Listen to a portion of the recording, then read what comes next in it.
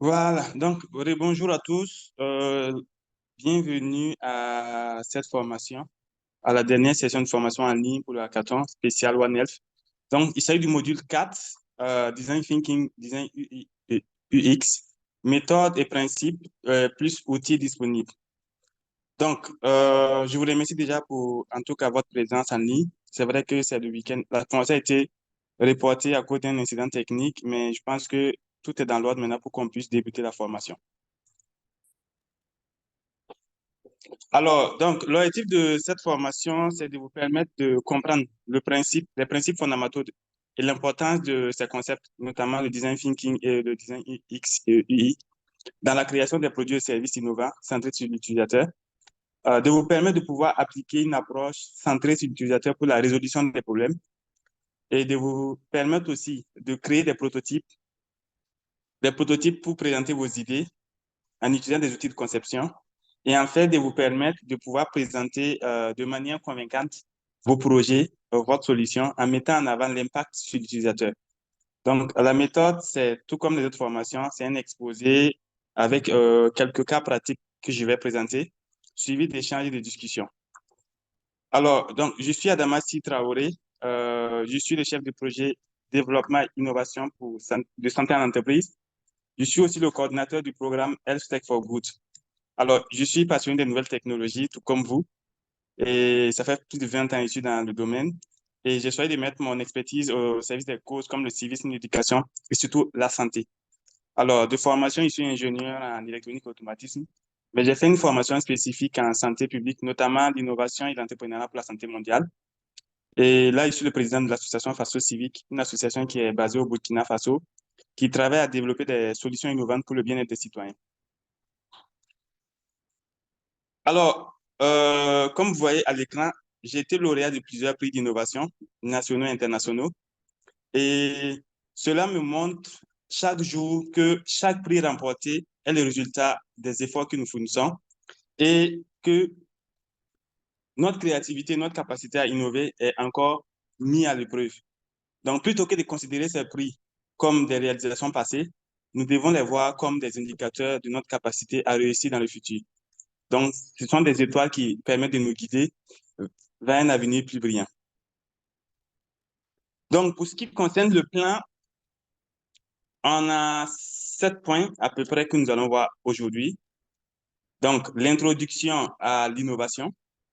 On parle beaucoup d'innovation, mais il faut savoir exactement ce que ça veut dire. Deuxièmement, c'est l'importance sur l'innovation centrée sur les utilisateurs. Troisièmement, le thème spécifique de la formation. Donc, design thinking et design UX. J'aime toujours inverser, mais après, je vous dis pourquoi. Quatrièmement, c'est quelques exemples de démarches d'innovation qu'on va vous montrer. Et cinquièmement, vous présenter quelques outils de prototypage. Et en point 6, nous avons prévu de discuter avec vous par rapport au lien qui peut exister entre le design thinking et le présent hackathon. Notamment, ça pourrait beaucoup vous aider à développer vos solutions ou à encore mieux repenser pour avoir de meilleurs résultats. Et enfin, ce sont des questions-réponses et s'en suivra la conclusion. Donc, sans trop tarder, je vais débuter par le point 1, l'introduction à l'innovation. Alors, c'est quoi l'innovation? Avant d'expliquer l'innovation, je vais d'abord venir à expliquer le mot qui vient avant innovation, qui est l'invention. L'invention, selon Wikipédia ou selon la plupart des dictionnaires, c'est trouver ou découvrir quelque chose de nouveau ou d'inconnu. Donc, un produit de l'imagination qui n'a jamais été fait avant. C'est ça l'invention. Et la personne qui consacre son temps à cette découverte-là est appelée inventeur. Maintenant, on sait que innovation, ça vient du mot invention. Et l'innovation, c'est la mise en œuvre réussie et l'adoption par la société de quelque chose de nouveau. Donc, une innovation, c'est la commercialisation ou l'adoption d'une invention. On peut inventer des trucs qui n'ont pas de succès, mais l'innovation permet d'ajouter un petit plus ou de faire en sorte que ce que nous avons inventé là, ou ce qui a été inventé par d'autres personnes, pas forcément nous, puisse avoir du succès. Et cela concerne tout ce qui est technologie, tout ce qui est produit, tout ce qui est service, système, processus et autres. Avant d'aller dans le vif du sujet, je vais vous faire réfléchir sur cette citation de Thomas Edison, qui est le monsieur qui a inventé la lampe à incandescence que vous connaissez, les ampoules rondes là. Et comme vous le voyez, depuis les années 1800, l'ampoule existe toujours et est toujours utilisée. Il dit quoi? Je cite, ne jamais perdre du temps à inventer des choses que les gens ne seraient pas susceptibles d'acheter ou d'utiliser. C'est assez fort. C'est pour dire que lorsque vous voulez mettre en place une solution, un produit ou un service, il faut vous assurer que derrière, il y aura une utilisation ou que ça réponde à un besoin. Sinon, ça ne sert pas de mettre en place cette innovation. Donc, le lien entre l'innovation et l'invention, c'est que l'innovation n'est pas uniquement une nouveauté, mais une amélioration peut-être qui permet une réussite commerciale, une amélioration de l'invention. Donc, pour résumer, inventer, c'est créer en utilisant son imagination, alors que innover, c'est transformer son esprit pour engendrer une réussite ou une répercussion commerciale. Donc, une fois qu'on est en maîtrise de ces notions-là, il faut savoir maintenant à quel moment il faut innover. Et c'est ça qui est bien pour vous parce que vous êtes en train de mettre en place des solutions innovantes pour le hackathon. Et quand on dit innover, c'est un lien souvent avec ce qu'on appelle l'entrepreneuriat. Parce que c'est une opportunité qu'on a de pouvoir développer, de réussir avec ce que nous voulons mettre en place. Alors, donc, pour pouvoir innover, que ça puisse avoir du succès, il faut qu'il y ait une opportunité. Et l'opportunité naît dès qu'une nouvelle solution existe ou est trouvée pour satisfaire un besoin non suffisamment satisfait. Et comme vous voyez dans le schéma, on a de l'autre côté, à gauche, observer, on observe l'environnement, on capte le besoin de l'environnement et à droite, on innove avec les parties prenantes pour pouvoir créer peut-être une entreprise qui va être prospère. Donc, voilà un peu dans quel contexte on peut solliciter l'innovation. Mais ce n'est pas tout, ce n'est pas seulement tout. L'innovation, c'est un contexte global et l'innovation est appliquée un peu partout. Je vais l'illustrer un peu par ce schéma et de façon circulaire. Comme vous le voyez, il y a 4 piliers qui sont intimement liés à l'innovation. L'homme, les produits et services, l'entreprise et la société. Pour illustrer, je dis que l'homme, à travers une formation à l'innovation, devient excellent. Et une fois que l'homme est excellent, l'homme fait quoi? L'homme met en œuvre ou crée des produits et services de qualité qui répondent à des besoins spécifiques. Et ces produits qui ont été mis en œuvre vont permettre de créer une entreprise et mener l'entreprise vers le succès. Et comme vous le savez, une entreprise qui a du succès ne peut que investir à travers ce qu'on appelle la RSE, la responsabilité sociétale des entreprises, dans le développement durable de la société. Et quand cela est fait, ça va générer ce qu'on appelle le bien-être de tout le monde, de tous les citoyens. Pourquoi? Je prends un exemple pour une entreprise qui a du succès et qui investit, par exemple, dans le domaine de la santé, comme ce que nous aimons dire à chaque fois, nous aimons faire la promotion de la santé auprès des entreprises. Cela va permettre peut-être de construire des hôpitaux, d'améliorer les centres de santé et cela va permettre de prendre en charge nos familles et nous, en tant qu'individus ou professionnels, nous serons plus tranquilles et nous allons plus nous concentrer pour travailler et être plus productifs. Parce que quand on sait que on a un membre de sa famille qui n'est pas en bonne santé, on est soucieux, on est stressé. Mais on voit que si on arrive à bien implémenter l'innovation dans tous les domaines, on arrive à avoir une société saine, durable, où il y a le bien-être, où il y a l'excellence, où il y a beaucoup de réussite. Donc, travaillons vraiment à avoir une société de ce type. Alors, je vais illustrer juste 2 petits produits qui ont été mis en œuvre, qui ont été innovés, qui ont été créés, pardon, à travers le procédé que je suis en train de démontrer dans cette formation, notamment le design thinking. Donc, le premier produit, c'est ce qu'on appelle le Pref Kit Palu. Le Pref Kit Palu, c'est un kit qui permet de protéger à 360 degrés contre les piqûres des moustiques. Quand on sait bien que les moustiques ne transmettent pas que le palu, il y a d'autres maladies comme le chikungunya Zika ou autres. Alors, nous avons imaginé comment on pouvait trouver des produits qui existent déjà et faire en sorte qu'on puisse faire un all-in-one, tout en un, et mettre à la disposition des populations pour leur permettre d'être protégés la nuit, d'être protégés la journée et encore de renforcer leurs capacités. Nous, on parle d'éducation à la santé sur le paludisme. Donc, je vous invite à suivre. Excusez, sans vous couper, chez nous, l'image est figée. Je ne sais pas si vous êtes en train de projeter autre chose. Oui, nous projetons quelque chose. Je ne sais pas si vous voyez. Essayez de le Non, voir. Je ne sais pas si les on ne autres voit voient. pas. Chez nous, c'est toujours l'image homme, innovation, entreprise qui est Oui, toujours. oui, c'est normal. Je n'ai pas encore mis la vidéo. C'est une vidéo, ça Ah, va venir. d'accord, d'accord. Ok, d'accord, d'accord. Ok, ça marche. C'est une Merci. transition. Voilà. Merci.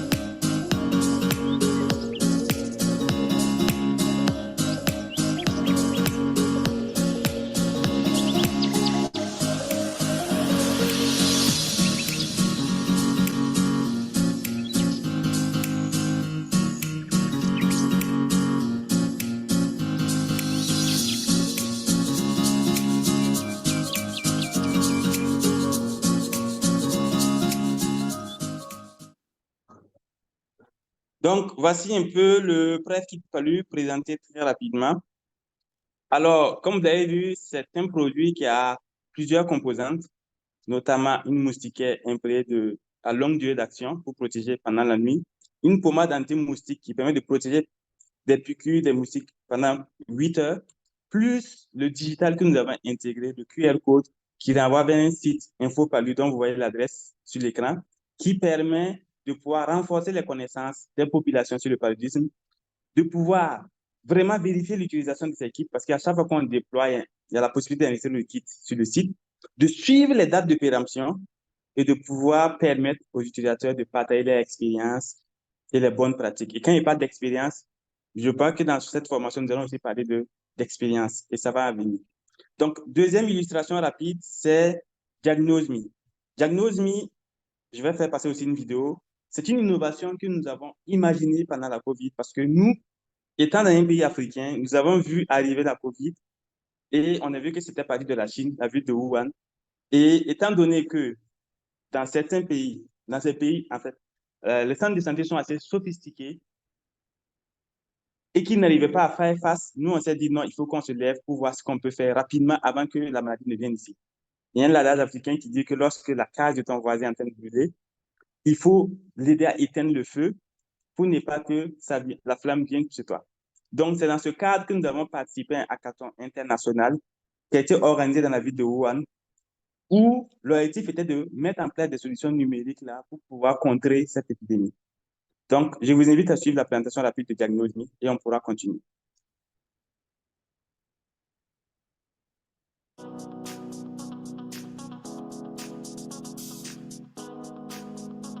De nombreux pays d'Afrique subsaharienne connaissent des épisodes épidémiques causés par leur climat tropical et la fragilité de leur dispositif sanitaire qui doit au même moment faire face à la pandémie actuelle de Covid-19. Face à ce constat, plusieurs défis restent à être relevés pour préserver les progrès déjà accomplis. Le dépistage précoce et la prise en charge rapide des malades demeurent le moyen le plus efficace de lutter contre les infections. DiagnoseMe est une solution digitale conçue par des ingénieurs en collaboration avec des spécialistes de la santé. Elle permet l'identification, la géolocalisation et la gestion des cas suspects. La surveillance et la prise en charge rapide. La téléconsultation, la prévention et la sensibilisation. DiagnoseMe a pour objectif d'éviter la saturation des centres de santé, ce qui augmente le risque de contamination en cas d'épidémie et la création de nouveaux foyers. Elle favorise aussi l'utilisation rationnelle des kits de dépistage et d'hygiène pour le personnel soignant en permettant de tester uniquement les cas suspects. DiagnoseMe aussi disponible en langue locale, est adapté aux plus jeunes et aux personnes avec handicap. En plus de ses web TV et radio pour la sensibilisation en temps réel, elle fournit des e-services en rapport avec l'épidémie. Depuis mai 2020, Diagnosmi contribue déjà à la lutte contre la Covid-19 au Burkina Faso avec plus d'un demi-millier de téléchargements. La particularité de Diagnosmi, c'est qu'elle permet de mettre en relation tous les acteurs intervenant dans la lutte. Et l'aspect temps réel permet de pouvoir prendre rapidement en charge des cas suspects. Parce qu'elle a été conçue de sorte à ce qu'elle puisse se réadapter à toute autre épidémie. Il y a pas mal d'épidémies qui font souvent surface et Diagnosmi pourra contribuer en fait à lutter contre ces épidémies.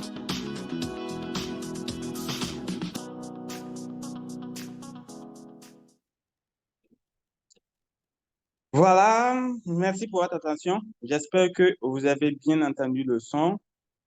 Le son est partagé. Alors, donc, vous avez remarqué, on a deux innovations qui ont été développées suivant les procédés de design thinking. C'est-à-dire qu'on cherche à analyser la situation, être sur le terrain, observer, détecter un besoin, pas totalement un besoin vide, mais ça peut être un besoin qui n'est pas suffisamment satisfait parce qu'il y avait il y a déjà plusieurs actions qui sont déjà menées. C'est de voir où il y a les insuffisances et nous, on essaie d'innover à ce niveau. Et l'objectif, c'est de pouvoir innover en se basant sur les utilisateurs. Et quand il n'y a pas d'utilisateurs, c'est ceux qui vont utiliser notre solution. Et il est important de tenir compte d'eux ou même de les impliquer pour pouvoir mettre en place ces innovations. Et c'est là, je vais faire la transition pour qu'on puisse voir le point 2, l'importance de l'innovation centrée sur les utilisateurs. Alors ici, ça va être un peu interactif. Donc, vous pouvez prendre la parole, pas besoin de lever la main. Maintenant, il ne faudra pas qu'il y ait des interférences. Dès que vous finissez, vous pouvez couper. Alors, je vais juste vous projeter cette image. J'espère que tout le monde voit.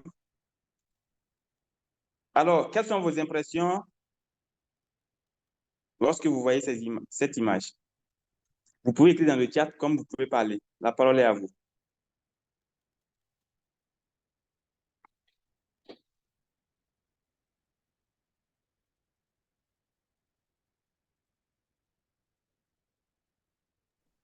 Quelqu'un veut essayer? Oui, Aruna? Ok, donc selon ma compréhension dans cette image, vous Oui. m'entendez? Oui, je vous entends parfaitement. Ok, donc oui, selon mon analyse, ici, l'image, dans cette image, ce qui représente, c'est-à-dire les gens, ils préfèrent passer par des chemins les plus courts plutôt que prendre un chemin, le chemin proprement dit un peu plus long. Ok. En quelque sorte, prendre le raccourci. Le raccourci, d'accord, je note ça. Il y a Tarek Nian qui dit que toujours le chemin le plus court, ça vous rejoint. Merci. Il y a Ismaël Silla qui dit que l'usage final est différent de ce qui a été imaginé par le concepteur. Ça aussi, c'est bien, j'aime bien cette définition. Il y a Richemont qui dit que la pelouse est dégradée à cause du raccourci. Effectivement, à force, ils sont tracés les chemins. Kuraogo qui dit que l'image montre que le monsieur veut prendre un raccourci. Oui, vous avez tous raison. Il y a d'autres personnes qui veulent intervenir.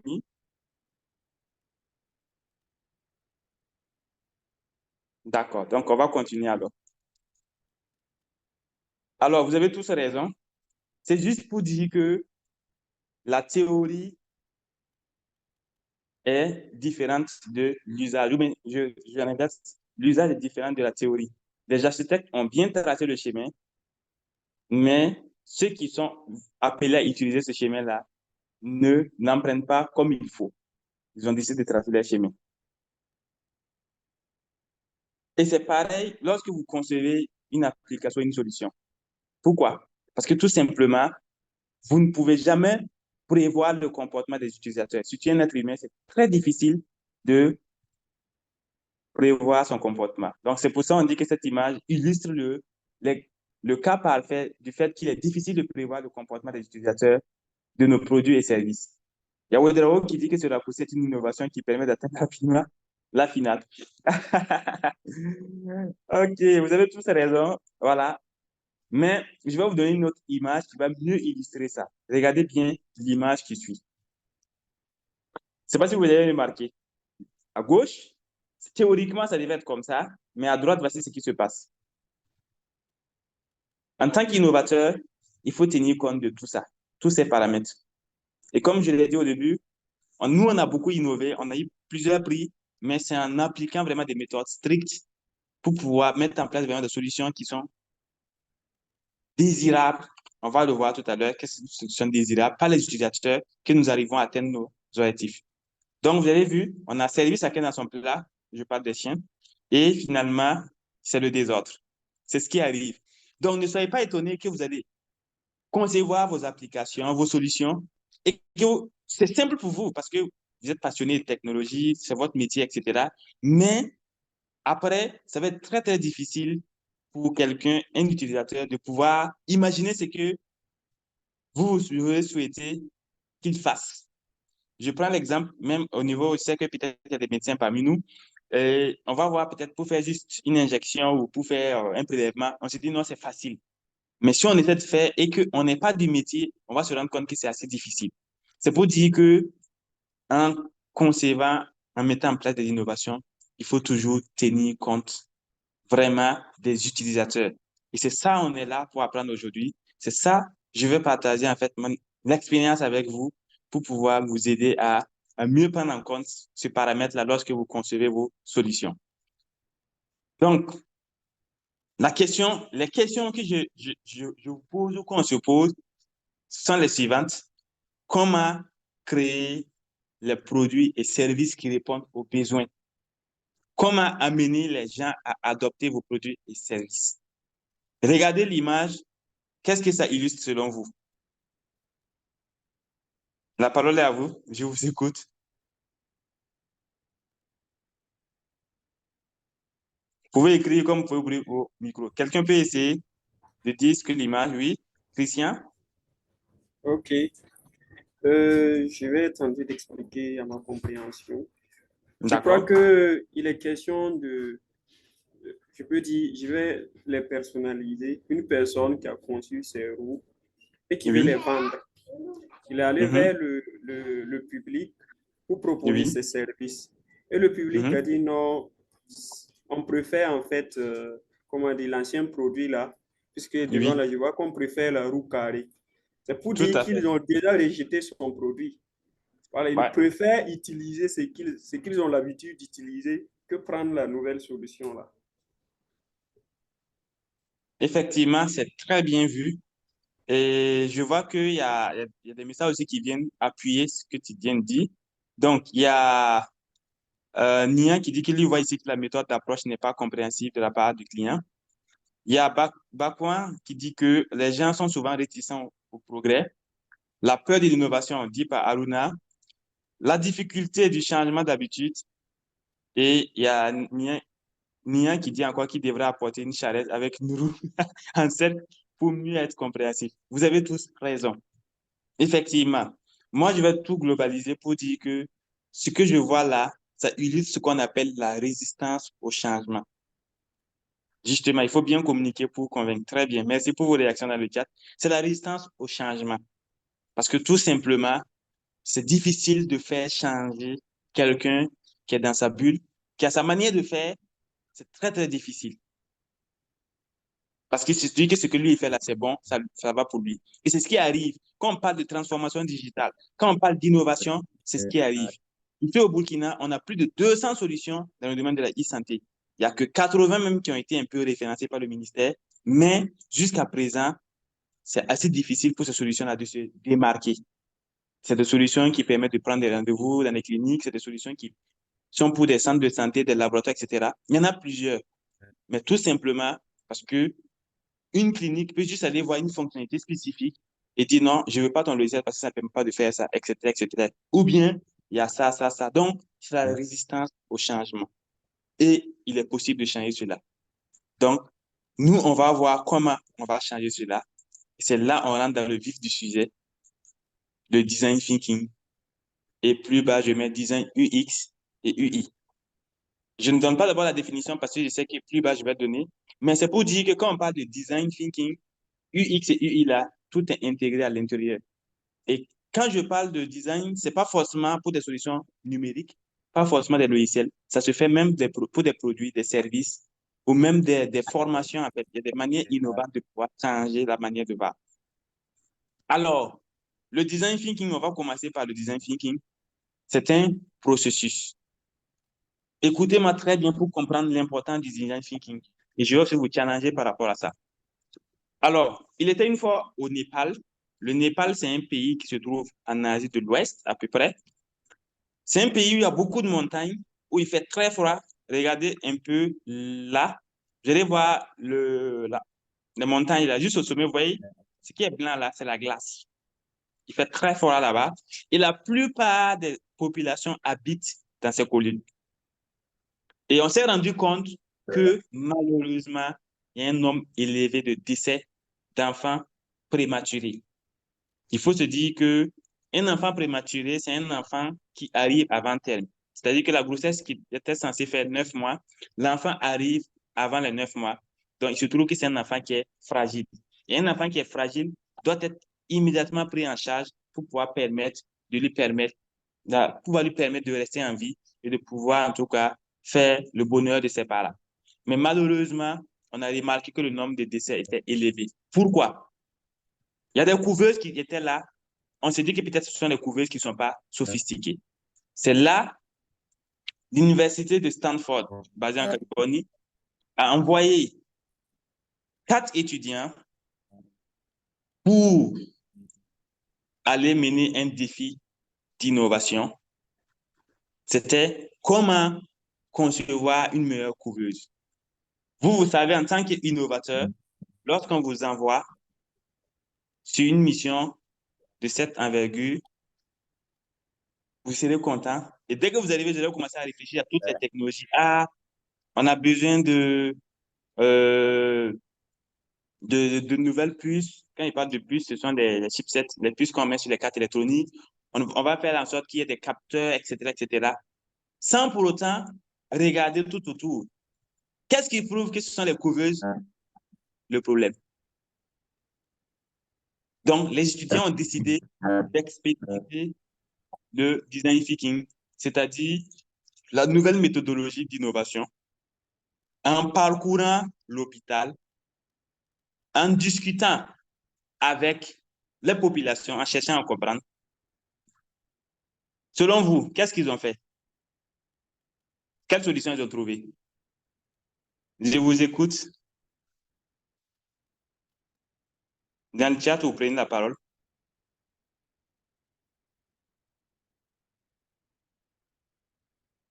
Qui veut essayer?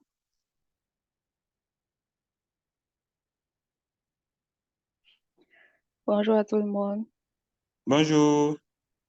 Donc, moi, je pense que lorsqu'on fait face à un problème, Oui. on peut utiliser des méthodes comme les 5 M qui dit qu'on doit regarder le problème vu du milieu, vu de la main-d'œuvre, vu, en fait, analyser sous plusieurs angles et puis voir, oui, quelle peut être la source du problème qui représente 20%, mais qui entraîne, on va dire, 80% d'effets. Et puis moi, je me dis que peut-être il y a eu des réticences des mamans à placer leur enfant dans les couveuses. Donc, quelque chose comme ça. Merci. Quelque chose comme ça, voilà. Merci pour l'intervention. C'est Abiba, voilà. On va y revenir.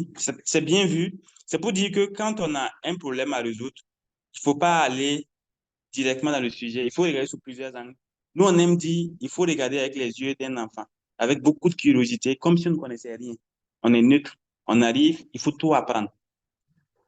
Je vois qu'il y a Nian qui dit que c'est dû à l'altitude, Abouakar Diallo qui dit que c'est apporter une amélioration locale en demandant aux habitants, en ajoutant une touche plus sur ce qui existait déjà, notamment peut-être, ça c'est Aruna, peut-être rendre la couveuse la solaire, peut-être il y a eu des coupures d'électricité, ou bien. Bakwan, Farid qui dit que lui, il pense ils ont expérimenté l'empathie, ils se sont mis à la place des populations. OK. Vous avez tous raison. Vous savez sur quoi ils sont tombés? Sur ça. Est-ce que vous avez imaginé, vous avez pensé une fois à ça, tout à l'heure? Ça n'a rien à voir avec une couveuse traditionnelle que vous connaissez, mais c'est comme une mini couveuse. Donc, c'est un sac de transport qui contient de la cire. Et la cire, c'est un composant qui peut être chauffé et ça conserve la température. Donc, qu'est-ce qui se passe? On s'est rendu compte, après les études là, justement, que les nouveaux-nés là, lorsqu'ils arrivaient à l'hôpital, étaient en hypothermie parce qu'il fait très froid. Donc, c'est pas le fait que l'enfant est prématuré, c'est le transport, le temps de quitter la maison pour arriver à l'hôpital, c'est déjà trop tard. Donc, les jeunes innovateurs ont créé ce sac-là qui permet de garder le bébé au chaud jusqu'à arriver à l'hôpital. Voici l'innovation qui a été créée. On n'aurait jamais pu imaginer parce que beaucoup allaient penser à des solutions technologiques sophistiquées, mais non. L'étude a montré que c'était là il y avait un problème et il fallait le faire. Très bien, Fatou Cissé. Garder les nouveaux-nés au chaud sur la mer, puis il fait froid là, parce qu'il fait froid là-bas. Voilà, puisqu'il fait froid là-bas. Donc, voilà un peu l'innovation. Et je vous pose cette question. Qu'est-ce qu'on a appris? Quelles leçons on a appris selon vous? Là, il faut que beaucoup interviennent parce que vous suivez ça depuis longtemps et j'aimerais vous entendre parler avant de continuer. Qu'est-ce qu'on a appris à travers cette illustration? La parole est à vous.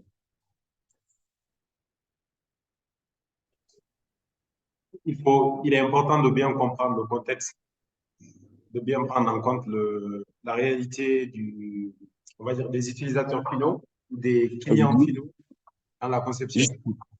Tout à fait. Merci beaucoup, Ismaël Silla.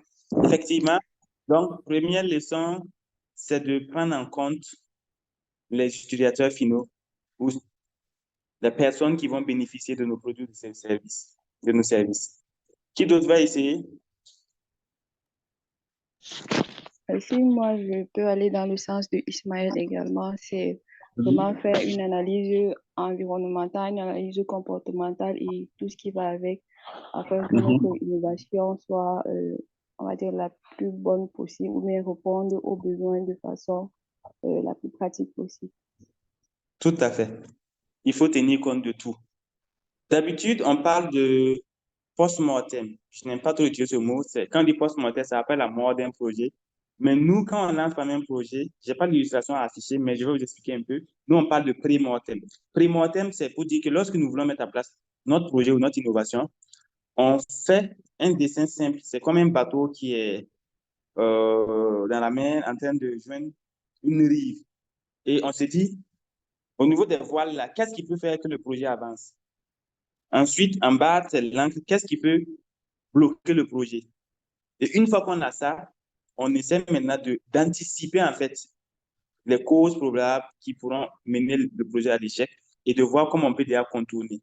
Par exemple, tout à l'heure, si on doit brainstormer par rapport au hackathon, qu'est-ce qui pourrait faire que le hackathon ne se passe pas bien? Il y a problème de connexion, il y a problème d'intempéries peut-être dans certains pays, etc., etc. Donc, une fois qu'on anticipe tout ça là, déjà, nous, on commence à préparer des plans B en secours. Et c'est comme ça qu'il faut commencer à voir. Donc, je termine avec les messages qui sont dans le chat où il y a Baldé Brahima qui dit qu'on peut apporter une solution efficace que quand on a bien étudié le problème. Très bien. On va le voir bientôt. Il y a Einstein qui le dit toujours. Et prendre en compte les réalités du milieu et garder une bonne température de la maternité des couveuses, donc pour Ago. Donc, gestion des risques. La leçon que la réalité des milieux prime toujours. Très bien. Il faut toujours développer pour un contexte local. Nous, on ne peut pas rester ici développer des trucs pour le pôle Nord. Non. Il faut qu'on se rende là-bas. Eux aussi, ils ne peuvent pas rester développer des trucs pour nous. C'est pour ça que nous, on met en avant l'innovation locale en mettant en œuvre des compétitions comme le hackathon, la plateforme F-Tech for Good, pour pouvoir promouvoir la créativité entre vous et permettre à nos jeunes frères de pouvoir innover et répondre à des besoins qui sont spécifiques à nous, à nos pays, à nos familles. Donc, la solution doit être conçue en se basant sur la réalité du terrain. Voici vous, Mousso. Merci. Merci en tout cas pour vos participations. On va continuer. Donc, on a vu un peu une illustration du design thinking. On a appris des leçons. On va aller maintenant chercher à mieux comprendre. Alors, c'est quoi le design thinking? Le design thinking, Littéralement en français, c'est conception, pensée. Design, c'est conception, thinking, c'est pensée. Donc, vous avez vu que en donnant l'illustration passée, vous avez remarqué que non, c'est vrai que c'est la conception qui a été pensée. Quand il dit pensée, ça a été étudié, ça a été réfléchi pour pouvoir mettre en place la solution. Donc, c'est une approche de résolution des problèmes qui met l'accent sur la compréhension des besoins des utilisateurs et favorise la créativité pour concevoir des solutions innovantes. Le design thinking encourage la créativité, la collaboration. C'est pas pour rien qu'il faut être multi-compétences ou voilà, dans vos équipes-là. Et l'itération, quand on parle d'itération, on va voir un peu devant. Chaque fois, il faut revenir en arrière pour y voir d'une autre manière et partir. Donc, pour concevoir des produits, des services, des expériences plus efficaces et conviviaux. Il comprend généralement 5 étapes que nous allons voir. Alors, l'important du design thinking, c'est quoi? Ce qui est important, c'est que le design thinking commence sur l'humain et commence et se termine avec les personnes. Pour ne pas dire utilisateurs. Se commence et se termine avec les utilisateurs. Je veux mettre en place une innovation. Je commence avec mes utilisateurs. Je termine avec eux. C'est pour dire que je pars, je les challenge pour avoir les difficultés. Je viens, je conçois, je repars, je teste avec eux. Ça, on parle de terminer. Cette approche vous aide à créer des produits et des services ou même des expériences adaptées en mettant au cœur les préoccupations, les besoins et contextes des utilisateurs. C'est ça l'avantage du design thinking. Et j'ai parlé tantôt de 5 étapes. Et parmi ces 5 étapes, nous avons l'empathie, la définition du besoin, l'idéation, où on dit imaginer la solution, le prototypage et le test. Le design thinking centré sur une méthodologie créative de recherche et de création de solutions innovantes. Et j'ai parlé tantôt d'itération. L'itération, c'est quoi? Regardez un peu. On peut être en empathie. On va voir ce que ça veut dire l'empathie. On part dans la définition du problème. Ensuite, on continue dans la génération des idées. Ensuite, on prototype. On se rend compte que ça là, c'est pas bon. On revient encore, on génère après une nouvelle idée. On répare. Donc, à tout moment, on peut revenir à chaque fois en arrière. On peut même aller tester, on voit que, on est passé à côté. Il faut revenir encore, redéfinir. On a mal cadré le problème. Il faut répartir. Moi, j'ai un problème de chaussures. Quand tu viens, tu me proposes des chaussettes. Donc, c'est pas bon. Il faut réétudier encore. Donc, c'est ça, il parle d'itération. Donc, à tout moment, vous pouvez chaque fois revenir en arrière. Et l'avantage avec le design thinking, c'est qu'on tombe toujours sur une solution qui répond à un besoin, mais on ne sait jamais sur quoi on peut tomber. C'est ça qui est intéressant en design thinking. Quand on sait déjà sur quoi on veut tomber, ce n'est plus design thinking. C'est comme si on voulait inventer. C'est pas de l'innovation, c'est de l'invention. Parce qu'on s'est dit, on a une idée, on conçoit quelque chose qui n'existe pas, on dépose. Mais qu'est-ce qui faut que cette chose soit utilisée? Alors, sans trop tarder, je vais juste passer rapidement pour vous montrer des exemples d'illustration des différentes étapes et après on verra ce que ça veut dire. Alors, je parle d'être en empathie. L'empathie, c'est un mot très, très, très important et c'est un comportement que l'on aurait souhaité sur tout le monde. Parce que l'empathie, c'est la capacité de se mettre à la place des autres et de comprendre leur situation. Quand on est à la place d'une autre personne, on comprend mieux sa situation et ça évite les préjugés. OK? Alors, regardez un peu. Là, vous avez 2 images qui illustrent l'empathie. Comprendre les besoins des utilisateurs. Le premier, disons, l'image, voilà, la première illustration, c'est quoi? On est allé rencontrer une dame qui fait appel à des services de collecteurs, mais il y avait un souci qui faisait que beaucoup de personnes ne voulaient plus s'abonner parce qu'ils s'accusaient mutuellement. On dit que c'est les collecteurs disaient que c'est les populations. Donc, nous, on a voulu aller comprendre et on s'est mis à jouer le rôle des collecteurs. Donc, la charrette que vous voyez avec l'âne, c'est notre équipe qui s'est mise dans ça et on a joué le rôle pour pouvoir comprendre la situation qui vivent les collecteurs et proposer une innovation. Deuxièmement, on est allé rencontrer les populations, on a discuté avec les populations, et on parle d'interview pour pouvoir mieux écouter et comprendre aussi leurs besoins, leurs expériences, leurs inquiétudes, etc., afin de revenir dans notre laboratoire, voilà à quoi ça ressemble le laboratoire, pour pouvoir analyser toutes les données que nous avons. Donc, je vais résoudre coller en même temps les 2 étapes qui sont la définition du problème et la génération des idées qu'on appelle idéation. Donc, si vous regardez, une fois qu'on a toutes les données par rapport à l'environnement, par rapport aux utilisateurs, on revient, on analyse ces données-là, on arrive à définir le problème. Il faut toujours demander les problèmes, mais pas les besoins. Je vais vous expliquer ça après. Et on génère maintenant des idées créatives à travers des méthodologies comme le brainstorming, etc., pour pouvoir proposer des solutions qui répondent à ces besoins, mais pas que tout, parce qu'il y a la possibilité de créer ce qu'on appelle un personnage imaginaire qu'on appelle persona, qui représente un de nos utilisateurs, qui a les traits caractéristiques d'un de nos utilisateurs, pour pouvoir voir est-ce que la solution serait adaptée à cette personne. On va le voir plus loin. Donc, définition des problèmes à résoudre et génération des idées innovantes. Ça, c'est deux étapes que j'ai regroupées ensemble. Et enfin, j'ai regroupé aussi ces deux-là, la création des prototypes et le test rapide. Pourquoi je parle de création des prototypes? Comme vous le savez,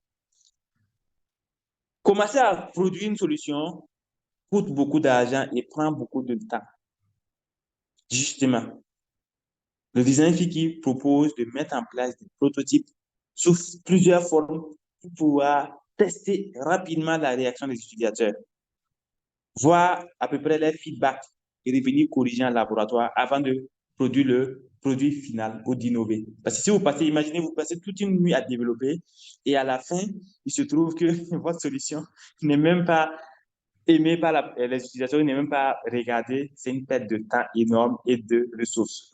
Et peut-être d'argent. Imaginez ceux qui conçoivent les véhicules, ceux qui conçoivent les outils.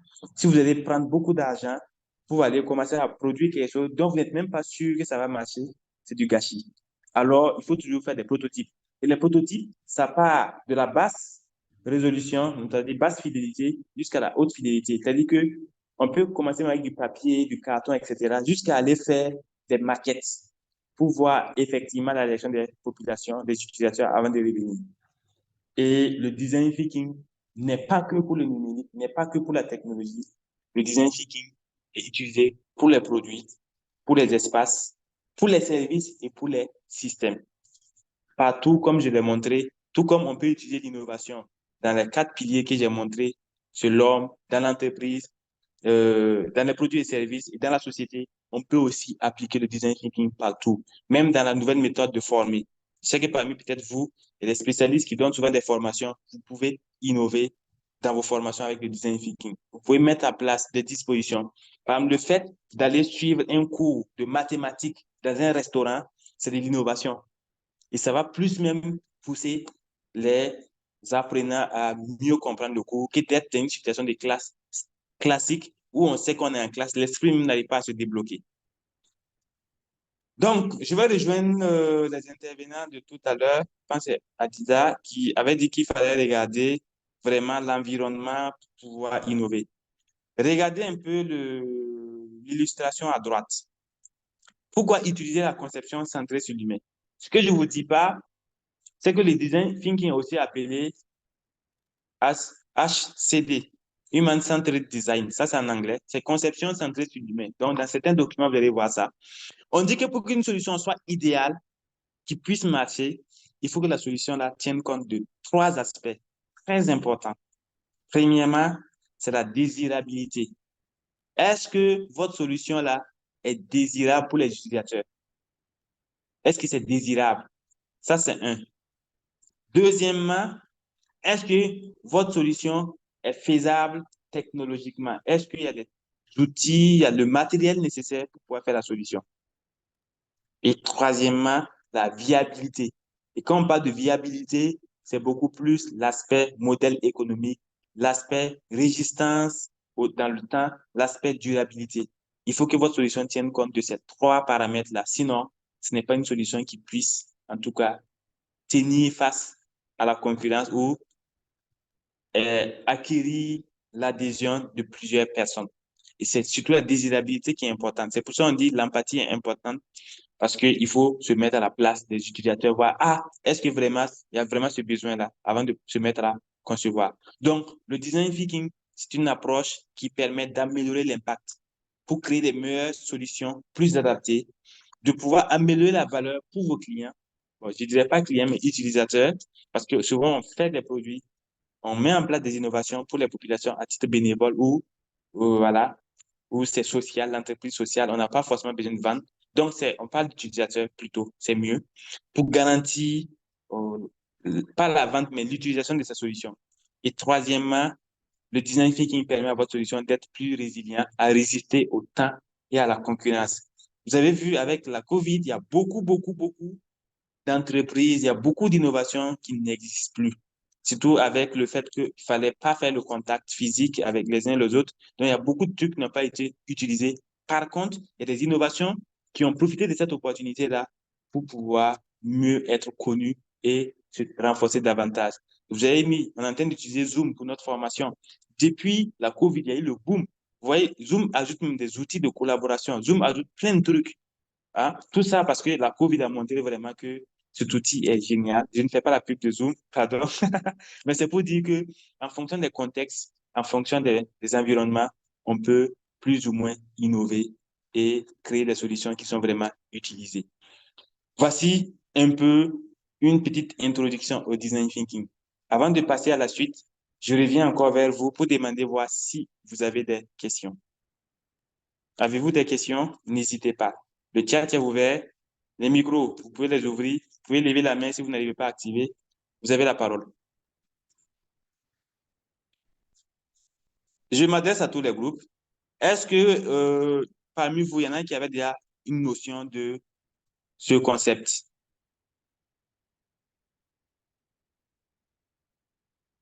Le design thinking ou la conception de santé sur l'humain. Il y en a qui avaient déjà des notions? N'hésitez pas. La parole est à vous. Hein. Ou bien vous ne m'entendez pas?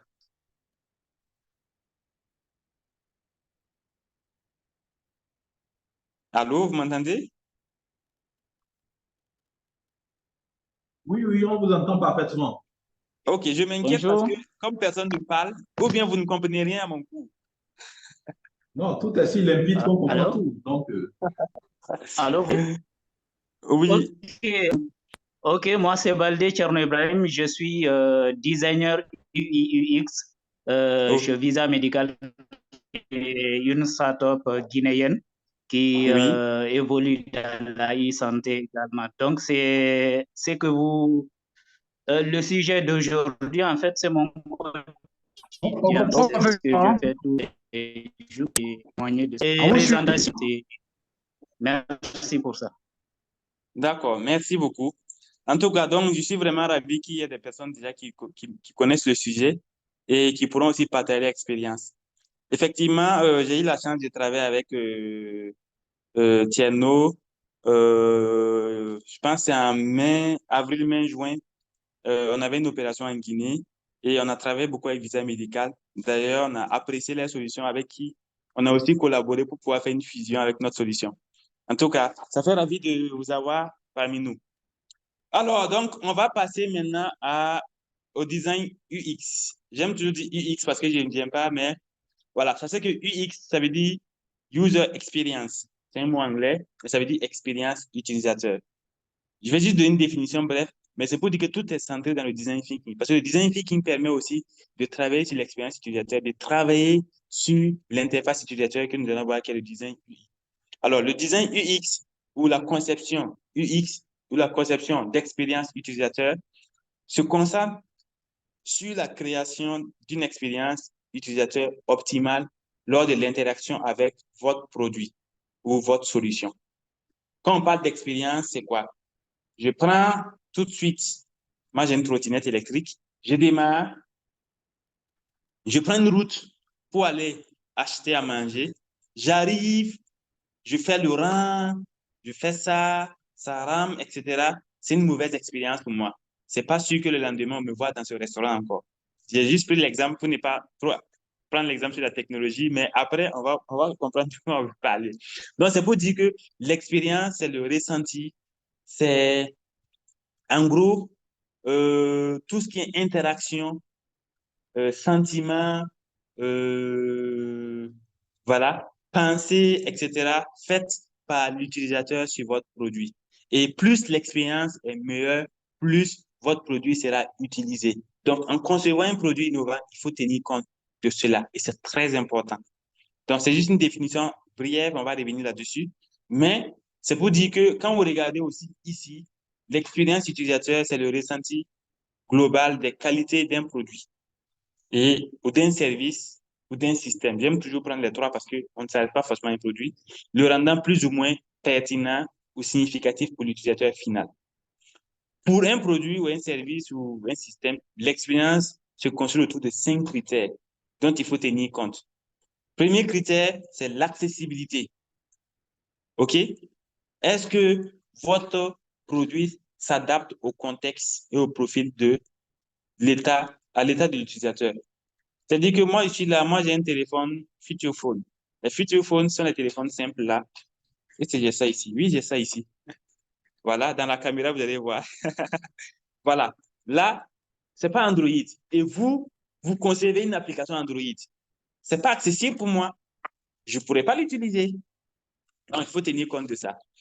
Deuxième critère, l'utilisation ou le fait que le produit soit utilisable. Ça, c'est mieux, c'est moi. Voilà. Le fait que le produit soit utilisable. Est-ce que c'est facile à comprendre? Est-ce que c'est facile à utiliser? Vous n'allez pas me faire un produit en chinois. Moi, je ne comprends rien en chinois. Je ne pourrais pas utiliser. Ou bien, je peine à trouver des boutons, je peine ça. Je ne vais jamais utiliser. Donc, l'accessibilité, le fait que ça soit utilisable, l'utilité. Je ne vais jamais aller payer un produit qui n'est pas utile pour moi. Il faut que ça réponde à mon besoin. Voilà. Donc, il faut que votre produit ou votre innovation, votre solution soit utile, répondre à un besoin réel de l'utilisateur et donc efficace et apporte une valeur ajoutée. Et le quatrième point, c'est la désirabilité. La désirabilité qui suscite l'envie et la confiance, qui séduit l'audience, qui séduit le public, qui séduit les utilisateurs. Et enfin, la crédibilité. La crédibilité qui est un point très important que j'ai laissé en dernière position pour dire que votre solution propose des contenus fiables qui s'appuient sur une expertise. Nous sommes dans le domaine de la santé. Attention. On ne va pas se lever aller faire des solutions où on va aller prendre des sources n'importe où on n'est pas sûr de la fiabilité. Ça ne va jamais marcher. Déjà, même si vous voulez avoir un accompagnement du ministère de la Santé localement, il faut que votre solution soit fiable. Et n'hésitez pas à impliquer les experts du domaine. N'hésitez pas à consulter les autorités de votre pays pour pouvoir mieux orienter votre solution. Sinon, vous allez vous retrouver à produire une solution et à la fin, c'est zéro. Ce n'est pas utilisé. OK? Et regardez encore l'illustration. J'aime toujours représenter ainsi. On a 3 cercles pour dire que le UX, c'est tenir compte de l'utilisateur, faire en sorte que votre produit est utile, simple, rapide, esthétique, pertinent. Tenir compte du marketing, penser au marketing, budget, marché, promesses, objectifs. Ça ne sert pas. Il faut faire du business. On ne va pas créer un produit où on n'est pas sûr de vendre, où on n'est pas sûr d'avoir quelque chose. Donc, d'abord, il y a ça. Et enfin, le design, la présentation du produit, la créativité, l'innovation, le choix technologique, économie, etc. Il faut tenir compte de tous ces paramètres. Donc, c'est tout ça qui vont favoriser l'expérience utilisateur. Ça va créer la confiance, la relation avec votre utilisateur, qui peut être le client. Ça va créer de la cohérence, ça va créer de l'ergonomie et de l'émotion. Et quand on crée l'émotion, un utilisateur qui est content ne peut que inviter d'autres personnes à utiliser votre produit. C'est simple. C'est ça l'expérience utilisateur. Et dans le design thinking, pour pouvoir mieux comprendre l'expérience utilisateur, il y a une démarche qui est là où nous, on parle de cartographie de l'expérience utilisateur. La cartographie de l'expérience utilisateur, rien ne vous coûte de vous mettre à la place de l'utilisateur et de faire comme ce que l'utilisateur fait pour essayer de mesurer les ressentis. Rien ne vous empêche de pouvoir le faire tester à des personnes que vous connaissez, etc. Donc, la cartographie de l'expérience utilisateur identifie à quel moment l'expérience est au point le plus haut ou au point le plus bas. Et quand il parle d'expérience, je vais vous montrer une carte et vous allez bien comprendre. Ça vous permet d'identifier les accidents de parcours. J'ai appelé ça comme ça. Mais quand on dit accident de parcours, moi, j'appelle ça point douloureux. J'ai pris ma trottinette, je suis allé au restaurant, j'ai fait la queue. Ça, c'est un accident de parcours. Parce que j'ai très faim. Il est midi, j'ai très faim. On est un peu en retard, on va accélérer un peu parce qu'on n'a pas commencé à l'heure. Donc, il y a ça qui est là et comprendre pourquoi l'expérience est bonne ou moins bonne et de corriger. Si chaque restaurateur, chaque innovateur se mettait à chercher à comprendre l'expérience de ses utilisateurs et à corriger, peut-être c'est le parking, peut-être il y a ça, peut-être il y a ça. Si on arrivait à comprendre qu'on corrigeait, on va voir qu'on va avoir plus d'utilisateurs. Donc, pour aller un peu rapidement, donc, l'objectif global ici, c'est d'abord, on va avoir une brève description du personnage. Le personnage, c'est une personne imaginaire qui est un utilisateur type que vous prenez, qui est très caractéristique d'un utilisateur standard pour qui vous voulez innover. Vous voyez, on a des étapes pour utiliser votre produit. Et pour chaque étape, on fait des actions. Et pour chaque action, il y a des pensées. Les pensées de l'utilisateur, c'est quoi? C'est facile, c'est difficile, ça va. Et les expériences, je suis content, ça monte, je ne suis pas content, ça baisse. Et là où je ne suis pas content, ce sont les problèmes. Et pour illustrer un peu devant, malheureusement, on ne voit pas bien l'image. C'est un site de vente en ligne. Vous allez voir que là, il n'est pas de... En bas, au niveau de l'expérience utilisateur, là, d'abord, il est neutre. Ensuite, il est content parce que c'est un site, sur AliExpress, il rentre, il recherche rapidement, il voit que les produits s'affichent, ce qu'il veut est là, il est content. Ensuite, on demande, il faut qu'il renseigne son adresse mail. Il commence à voir comment ça va. Imaginez, on clique et puis on voit plusieurs formulaires, il faut remplir. Là, il n'est pas du tout content. Il voit que c'est trop long. Et ensuite, il a fini de remplir, il clique, son sourire commence à revenir et il a pu valider sa commande. Là, vous allez voir qu'il est très content.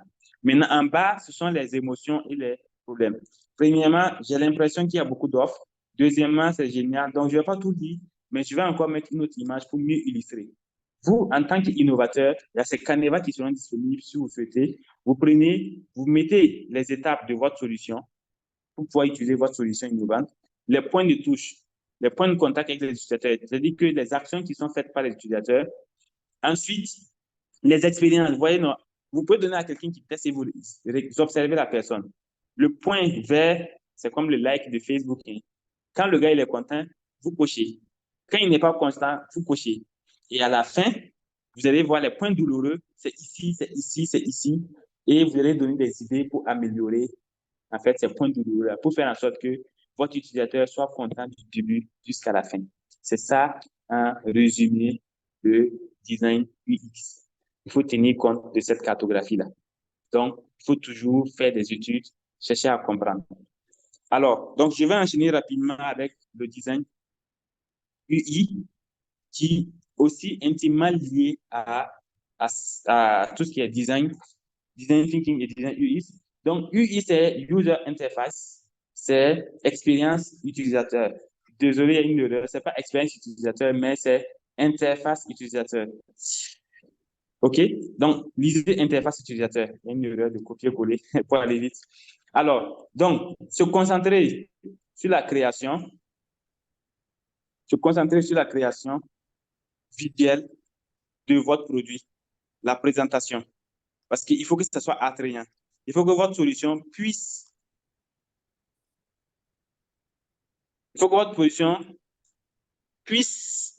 attirer l'utilisateur. N'est-ce pas? Et pour cela, vous devez tenir compte des éléments visuels lors de la conception. Et quand on parle d'éléments visuels, c'est les boutons, c'est les icônes, c'est les couleurs, la mise en page. Même les couleurs, on ne choisit pas au hasard. Des couleurs qui sont attirantes. Il y a des couleurs, psychologiquement, c'est très attirant. C'est comme derrière moi, vous n'allez pas le voir parce que ma caméra est floutée.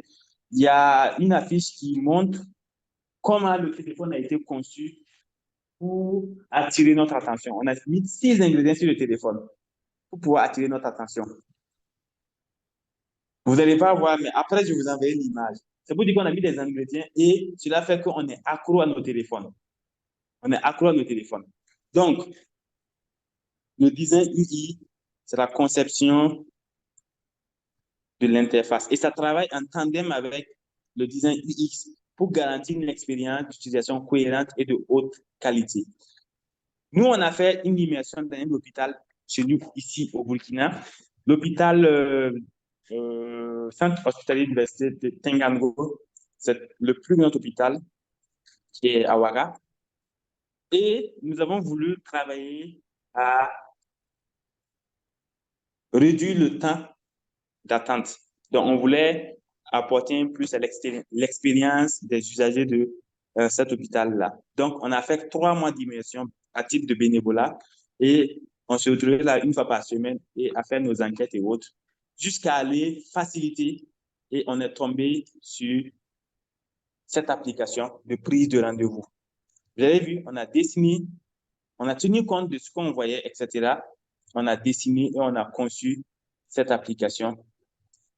Et comme vous le voyez, c'est simple. L'utilisateur veut savoir exactement combien il va dépenser quand il est malade. Ça le motive à aller à l'hôpital. Parce que malheureusement, en Afrique, dans la plupart de nos pays, la culture de fréquentation des hôpitaux, des centres de santé n'est pas au top parce qu'on se dit qu'on va dépenser. Et nous, on dit, OK, par rapport à notre étude, voilà ce qu'on fait. On met par exemple, cardiologue, on dessine le cœur, on met la consultation, 5 000 francs.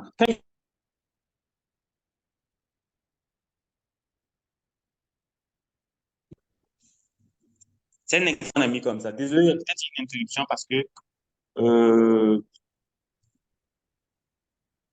voilà, je vais activer ça. Il y a une petite.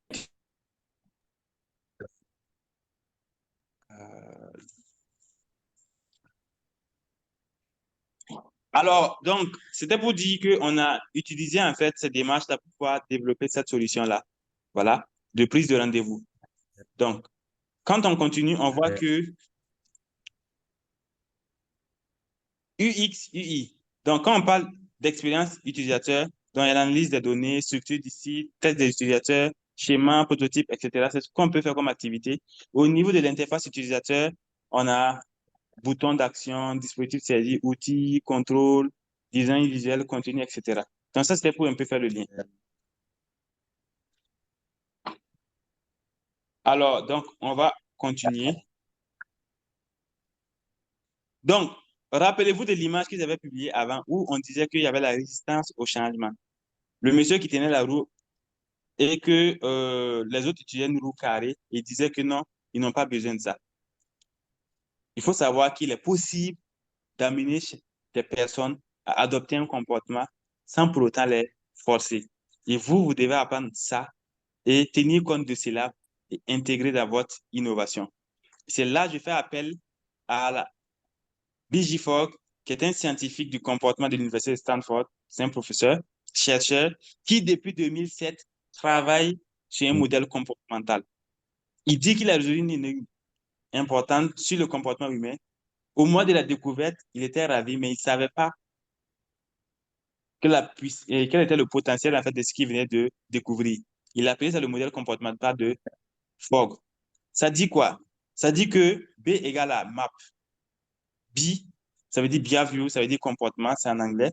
Donc, il dit que le comportement se produit lorsque la motivation et la capacité se rejoignent au même moment. Pour mieux illustrer, je mets cette image. Qu'est-ce que vous remarquez?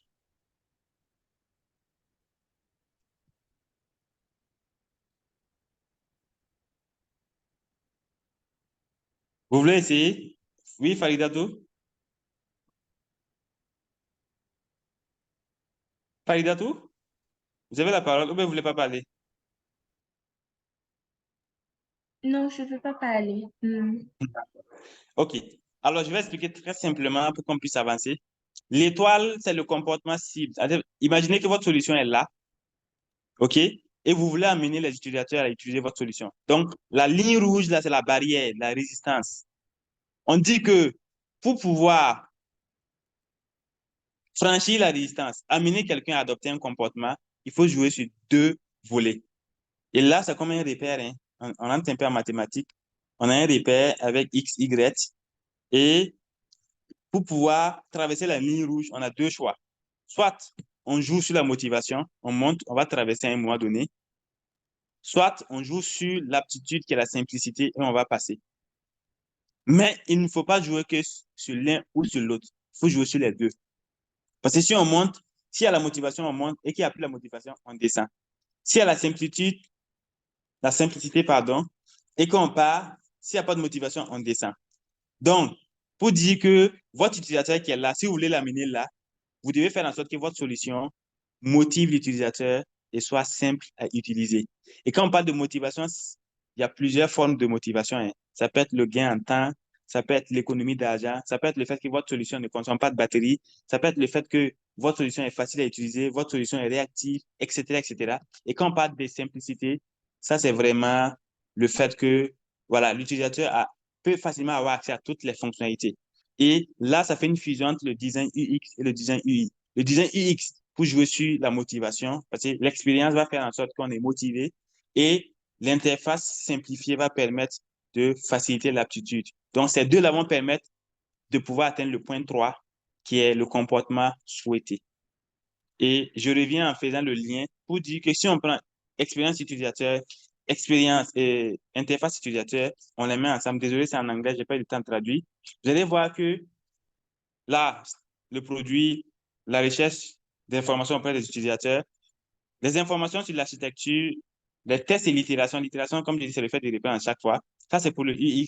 Et au niveau du UI, il y a tout ce qui est théorie sur les couleurs, tout ce qui est police d'écriture, tout ce qui est design, interface visuelle, tout ce qui est interaction et animation, même les clignotements dans vos applications, c'est très important. Les deux liens ensemble, ça va faire appel à l'empathie, la collaboration, le design thinking et bien sûr le prototypage. Voilà le lien qui lie design thinking à UX et à UI. On a fini le point 3. Si vous avez des réactions, c'est bienvenu. N'hésitez pas. Oui, Fatou, si c'est attitude simple, motivation élevée. Ça peut aller très bien. C'est ça. Attitude plus simple, motivation élevée. Ou bien moyennement. De toute façon, c'est de faire en sorte qu'on franchisse et qu'on ne revienne pas. C'est pour ça que vous allez voir que souvent, quand on fait une application, on veut amener des personnes à utiliser. Ça vous arrive hein, sur LinkedIn et autres, on vous dit d'avoir l'offre premium. Canva, c'est pareil. On vous motive en vous faisant tester les fonctionnalités. Actuellement, Canva a des outils terribles où on a la possibilité de créer des images. L'intelligence artificielle revient, de créer des images, des vidéos juste à partir d'un texte. Il suffit juste d'écrire ton scénario et il te crée la vidéo, il te crée le texte avec les personnages que tu veux. Tout ça, c'est pour vous pousser à utiliser. Et quand vous allez commencer à utiliser que c'est bon, vous êtes motivé, vous voyez que c'est simple, maintenant, ils vont vous donner des facilités de paiement. Voilà. Donc, du coup, c'est ça. Et vous allez remarquer aussi que depuis un certain temps, les applications, les logiciels ne sont plus des logiciels à licence unique, licence à vie. Avant, il fallait payer une licence et c'est à vie. C'est pas rentable. Les concepteurs ont vu que c'est pas à faire. Tout le monde passe au modèle économique d'abonnement. Même Office.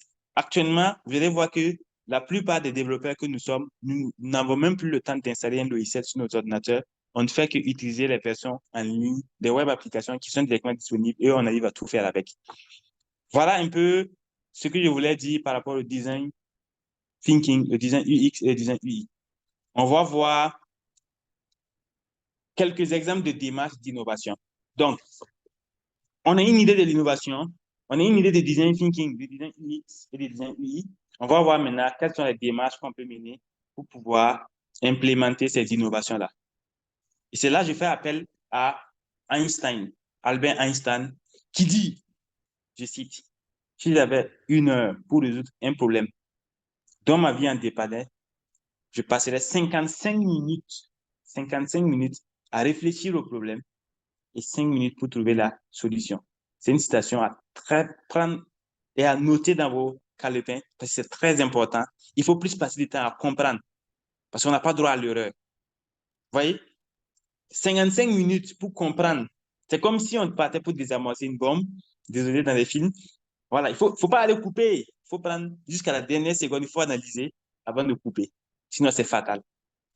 Et je vais enchaîner par Henry Ford. Henry Ford, vous connaissez la voiture Ford. C'est le monsieur qui a créé la voiture, l'inventeur de la voiture, Henry Ford. Lui, il dit que si à l'époque, dans les années 1900, si lui, il avait demandé aux gens de l'époque quels étaient leurs besoins, ils auraient répondu, on veut des chevaux plus rapides. Pourquoi? Parce que ces gens ne connaissaient que des chevaux. Lui, il a vu que non, le problème, le besoin, c'était d'aller vite, mais pas forcément utiliser les chevaux. Et il a imaginé, il a créé la voiture. C'est pour ça qu'il dit qu'il nous faut demander les problèmes, mais pas les solutions. Demandons les problèmes de nos utilisateurs, mais pas les solutions. L'utilisateur ne peut pas savoir quelle solution adapter, mais une fois qu'on connaît son problème, son besoin,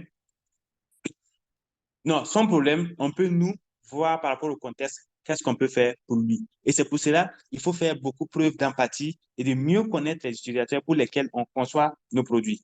Et quand vous regardez, faire preuve d'empathie, ça veut dire quoi? C'est la capacité de se mettre à la place des autres, comprendre leur vie, comprendre les problèmes, les vécus et de pouvoir résoudre les problèmes de leur point de vue. Et regardez sur l'image, vous allez voir que le cœur et le cerveau partent ensemble.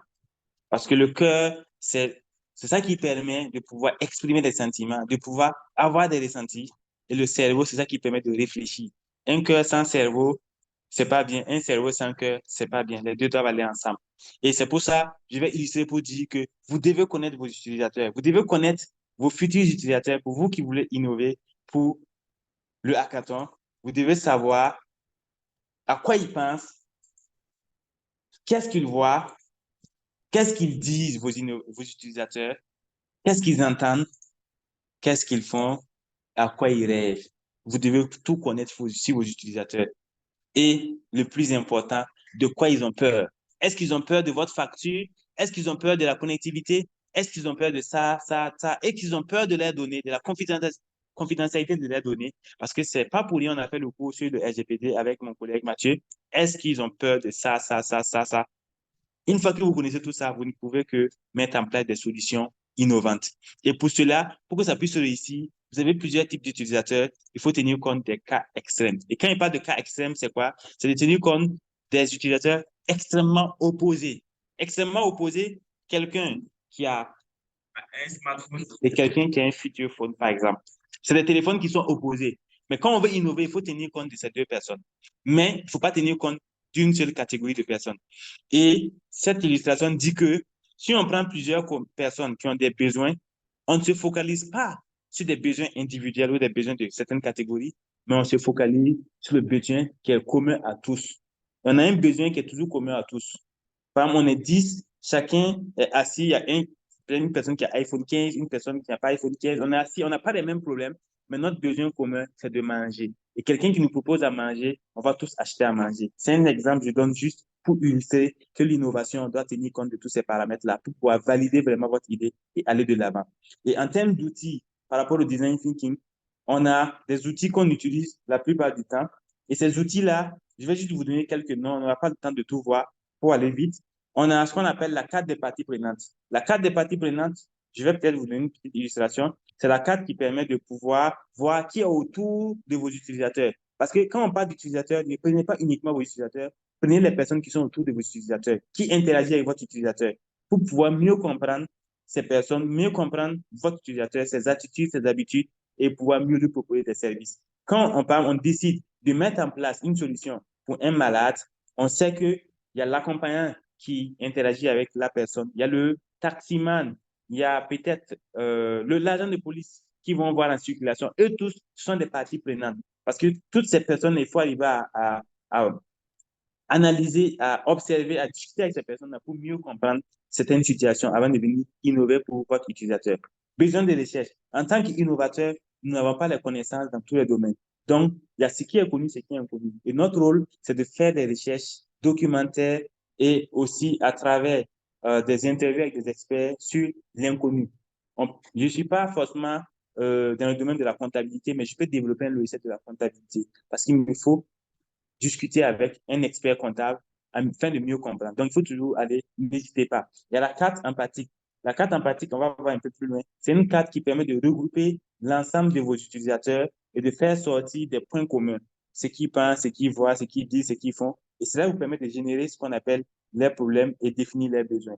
Persona, on en a vu tout à l'heure, c'est une personne imaginaire qui permet d'être un utilisateur test de votre solution. La carte de parcours utilisateur, on a vu par rapport à comment on fait pour cartographier l'expérience de l'utilisateur afin de pouvoir prendre en compte certains paramètres d'accident, d'inconfort pour pouvoir améliorer. Et le brainstorming, ici on parle de Robin brainstorming, c'est du brainstorming mais un peu spécifique parce qu'on va faire du brainstorming, ensuite on va se dire qu'on échange en fait les rôles et un de nos collègues va jouer le rôle de quelqu'un qui critique l'idée que nous on a trouvée et nous on revient, bon, pas nous, une autre personne revient apporter une amélioration par rapport à la critique qui a été donnée. Je vais aller un peu très vite, mais si vous avez des questions, n'hésitez pas à m'arrêter parce qu'on est un peu pris par le temps. Désolé vraiment, mais je vois que c'est intéressant pour vous et voilà, on peut continuer. Donc, la carte des parties prenantes, ça permet d'identifier les parties prenantes du projet. Donc, vous, en tant qu'innovateur dans le domaine de la santé, vous prenez en compte plusieurs paramètres. Les utilisateurs, les ministères de la Santé, les ONG, les institutions. Donc, il faut arriver à les classer. Les parties prenantes directes et les parties prenantes indirectes. Directes, c'est ceux qui sont intimement liés aux utilisateurs et indirects, ceux qui ne sont pas liés. Et voici par exemple un exemple. Quand je prends un touriste, je veux mettre en place une application pour un touriste, je regarde qui est lié au touriste, qui est très très proche du touriste. On a le driver, le chauffeur de taxi, travel guide, le guide de voyage. On a le réceptionniste d'hôtel. On a Google Maps qui est en liaison directe avec le touriste. Hein? On a pas mal de trucs. Et un peu plus loin maintenant, on a des amis, on a la famille, on a d'autres passagers qui sont des parties prenantes indirectes, mais qui vont jouer sur l'expérience utilisateur. Ça, c'est la carte des parties prenantes. Il faut définir ça au début de tout processus d'innovation. Et c'est en fonction de ça, maintenant, on va aller faire les besoins de recherche. Ensuite, les besoins de recherche, donc, c'est identifier les grands besoins de recherche. Donc, les grands besoins, c'est de voir, donc, en gros, je dis ça, voir ce qu'on connaît, ce qu'on ne connaît pas, et tout ce qui est inconnu, là, on peut faire des recherches par rapport à ça. L'entretien empathique, c'est ça qui nous permet, en fait, de pouvoir capter les données. Contrairement aux enquêtes classiques où on donne des formulaires, il faut cocher oui, non, oui, non. Le design thinking demande à faire des entretiens avec les utilisateurs et à faire ce qu'on appelle l'écoute active. Éviter de poser une question directe où l'utilisateur va répondre par oui, non. Non. Demandez à l'utilisateur de raconter son expérience, de raconter une histoire et vous, en tant qu'innovateur, vous allez capter en fait ses émotions, vous allez capter ses attitudes, ses faits et gestes et vous allez noter. Ça se fait toujours souvent à deux, une personne qui parle et l'autre personne qui note. Pourquoi? Parce que c'est là important pour pouvoir faire sortir les sentiments, comprendre les expériences, comprendre les besoins, comprendre les émotions. Par exemple, vous voulez faire une solution pour la santé, le One Health. Exemple, si c'est une application qui permet de prendre un rendez-vous, moi, je veux juste aller voir un patient ou un tonton. Je dis, ah, tonton, ah, explique-moi la dernière fois que tu es tombé malade et que tu voulais prendre un rendez-vous, comment tu as fait? En expliquant, moi, je vais directement détecter, en fait, les difficultés qui ont été rencontrées et je sais comment lui proposer des solutions après. C'est ça, seulement l'entretien empathique. Donc, c'est des techniques. Il faut d'abord créer un lien.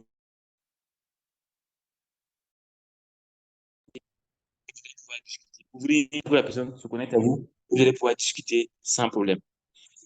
Ensuite, bon, je laisse tomber l'entretien.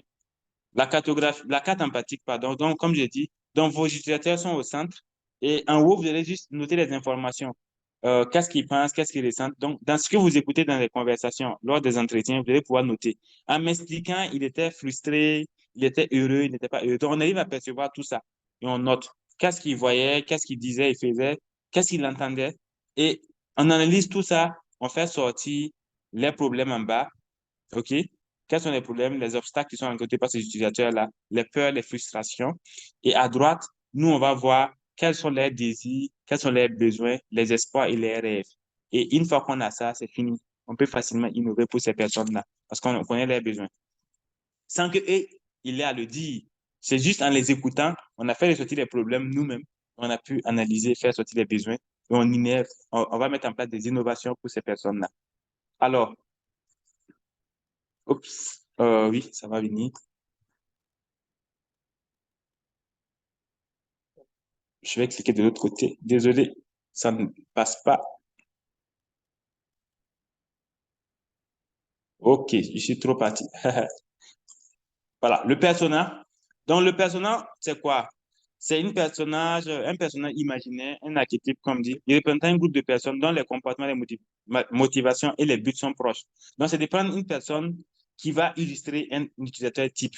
Par exemple, je prends par exemple, Madame Y et je dis que voilà, Madame Y a tel téléphone, utilise telle technologie à tel niveau, etc. et représente par exemple, un de mes utilisateurs. Donc, ça permet à l'équipe de conception de rester concentrée sur les utilisateurs et de concevoir une solution qui répond aux besoins de l'utilisateur final. On n'a pas la possibilité d'être forcément parmi les utilisateurs, mais on prend un utilisateur imaginaire et on se dit, voilà, ah, ce monsieur-là, ah, il n'a pas de canal box, il n'a pas de Wi-Fi à la maison, mais si on fait la solution, est-ce que ça va marcher? Donc, on tient compte de tout ça pour pouvoir permettre d'innover et que ça puisse être utilisé. Voilà. Donc, il y a des fiches à remplir. Voici un exemple de fiche. Donc, persona, nom, prénom, frein, problème de la personne, ses problèmes, les services utilisés par la personne, les verbatims sont les enseignements continus de la personne. Qui est la personne? C'est centre d'intérêt. Donc, voici un peu à quoi ressemble le persona. Le brainstorming, je ne vais pas trop m'attarder là-dessus. Je sais que nous tous on connaît ce que ça veut dire un peu le brainstorming. Mais j'avais ajouté le round robin brainstorming. Donc, comme vous le voyez à l'écran, on a quoi? Je vais juste prendre la première ligne. Le participant 1. Vous êtes 4 à donner des idées. Donc, premièrement, c'est de trouver une idée qui répond aux besoins de votre persona, votre utilisateur. Donc, vous imaginez, vous définissez des besoins. Donc, en haut, déjà, on va définir ce qu'on appelle on va insérer le défi. Qu'est-ce qu'on veut faire? Et en bas, maintenant, chacun va donner son idée. On ne juge pas, hein. Le brainstorming, on ne juge pas. Une phrase, souvent, on le met sur des post-it, on colle.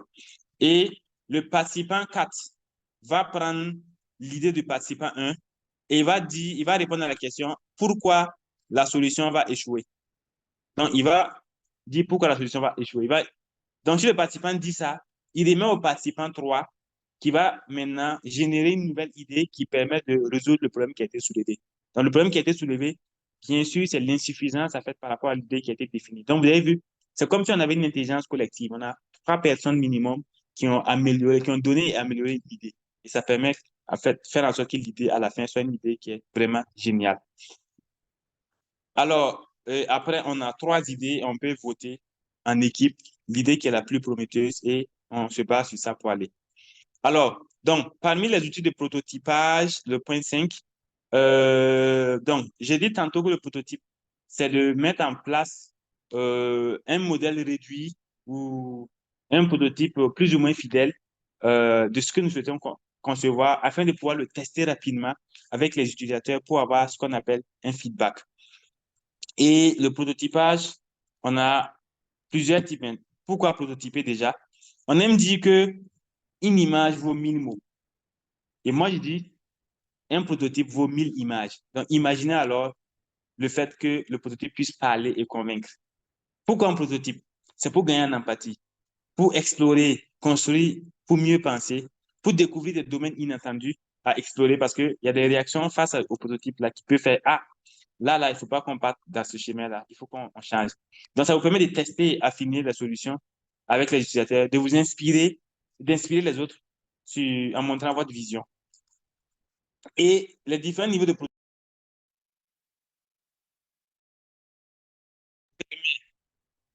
ça vous permet de pouvoir prototyper de basse fidélité avec un risque faible. Quand il n'y a pas de risque, c'est tout ce qui est dépenses et ressources et argent pour pouvoir mettre en place ces prototypes-là.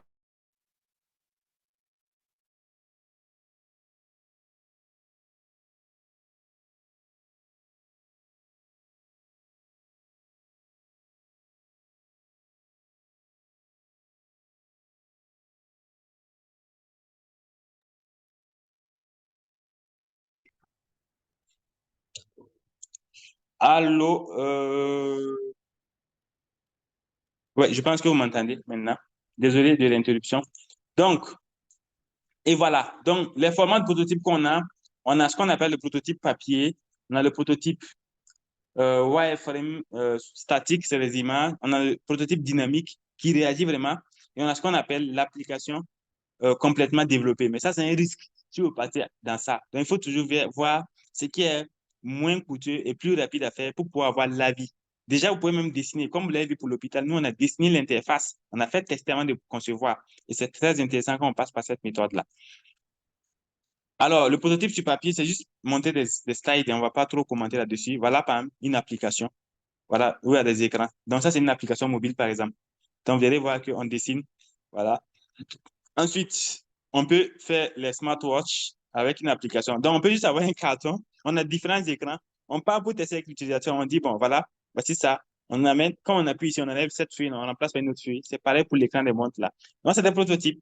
Donc, ça peut être du papier, ça peut être des objets. Là, c'est des objets. Ça peut être une télévision où on peut changer, etc. Ça peut être une expérience sous forme de storyboard. On entend beaucoup parler de ça, le storyboard. C'est le fait d'expliquer une expérience sous forme de dessin. C'est-à-dire qu'on rencontre une histoire avec du dessin pour permettre de comprendre une situation. Voilà, donc tout le parcours est cartographié et les points clés sont dessinés. Donc, c'est ça, on parle de storyboard. Ensuite, est-ce qu'on a besoin de talent? On n'a pas besoin de talent. On n'a besoin d'aucun talent pour pouvoir faire des prototypes.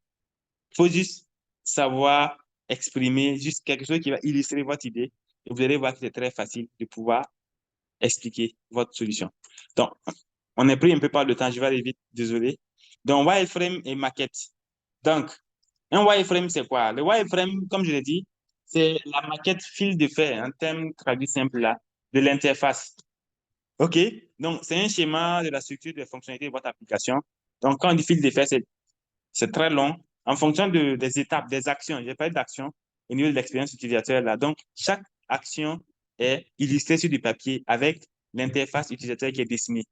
Et maintenant, on se dit, voilà, voici, par exemple, le point 1. Quand on clique, on a le point 2. Quand on clique, on a le point 3. Voilà. Donc, ces maquettes sont dessinées sur du papier ou bien de manière digitale sur ordinateur. Il y en a qui utilisent PowerPoint, il y en a qui utilisent des logiciels pour le faire. Je vais vous montrer juste quelques logiciels. Donc, ça vous permet de pouvoir tester rapidement. Je vais mettre en place une application. Je ne suis même pas développeur, mais je peux déjà utiliser le wireframe là pour pouvoir montrer à quoi va ressembler mon application et faire tester ça par un utilisateur et avoir son avis rapidement avant d'aller corriger. Et les maquettes, c'est quoi? On a plusieurs types de maquettes, hein.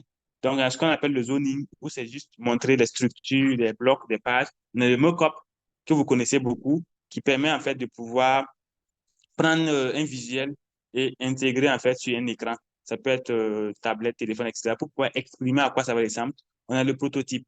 Donc, le sketch, le dessin ou le zoning, c'est un bloc d'informations à faire figurer. Le wireframe, c'est les idées de base et les concepts affinés sans design graphique. Et le wireframe peut aussi servir à créer le storyboard. Ensuite, le mock-up, c'est la maquette graphique haute fidélité et un outil de communication. Donc, wireframe mock-up. Et le prototype d'application ou logiciel fonctionnel est réalisé en collaboration avec un développeur, par exemple. Parce que vous pouvez avoir une idée innovante, mais vous n'êtes pas développeur. Mais vous pouvez concevoir cette idée et être le promoteur. Et ça existe. Et beaucoup l'ont prouvé. Et quelques applications d'édition. Donc, toutes ces applications que vous allez voir là, on va vous renvoyer ça dans le chat. Ce sont des applications qui vous permettent de pouvoir facilement faire vos prototypes. Donc, on a Sketch, on a Azure, on a Experience Design de Adobe, InVision, Marvel, Nightspace, qui est très bien actuellement pour tout ce qui est interface. Ça permet même à la fin de convertir un site en WordPress, etc., ou en image. Figma aussi, qui n'est pas mal. Donc, c'est des applications qui sont là. Vous pouvez faire un tour, essayer tout, pour voir. OK?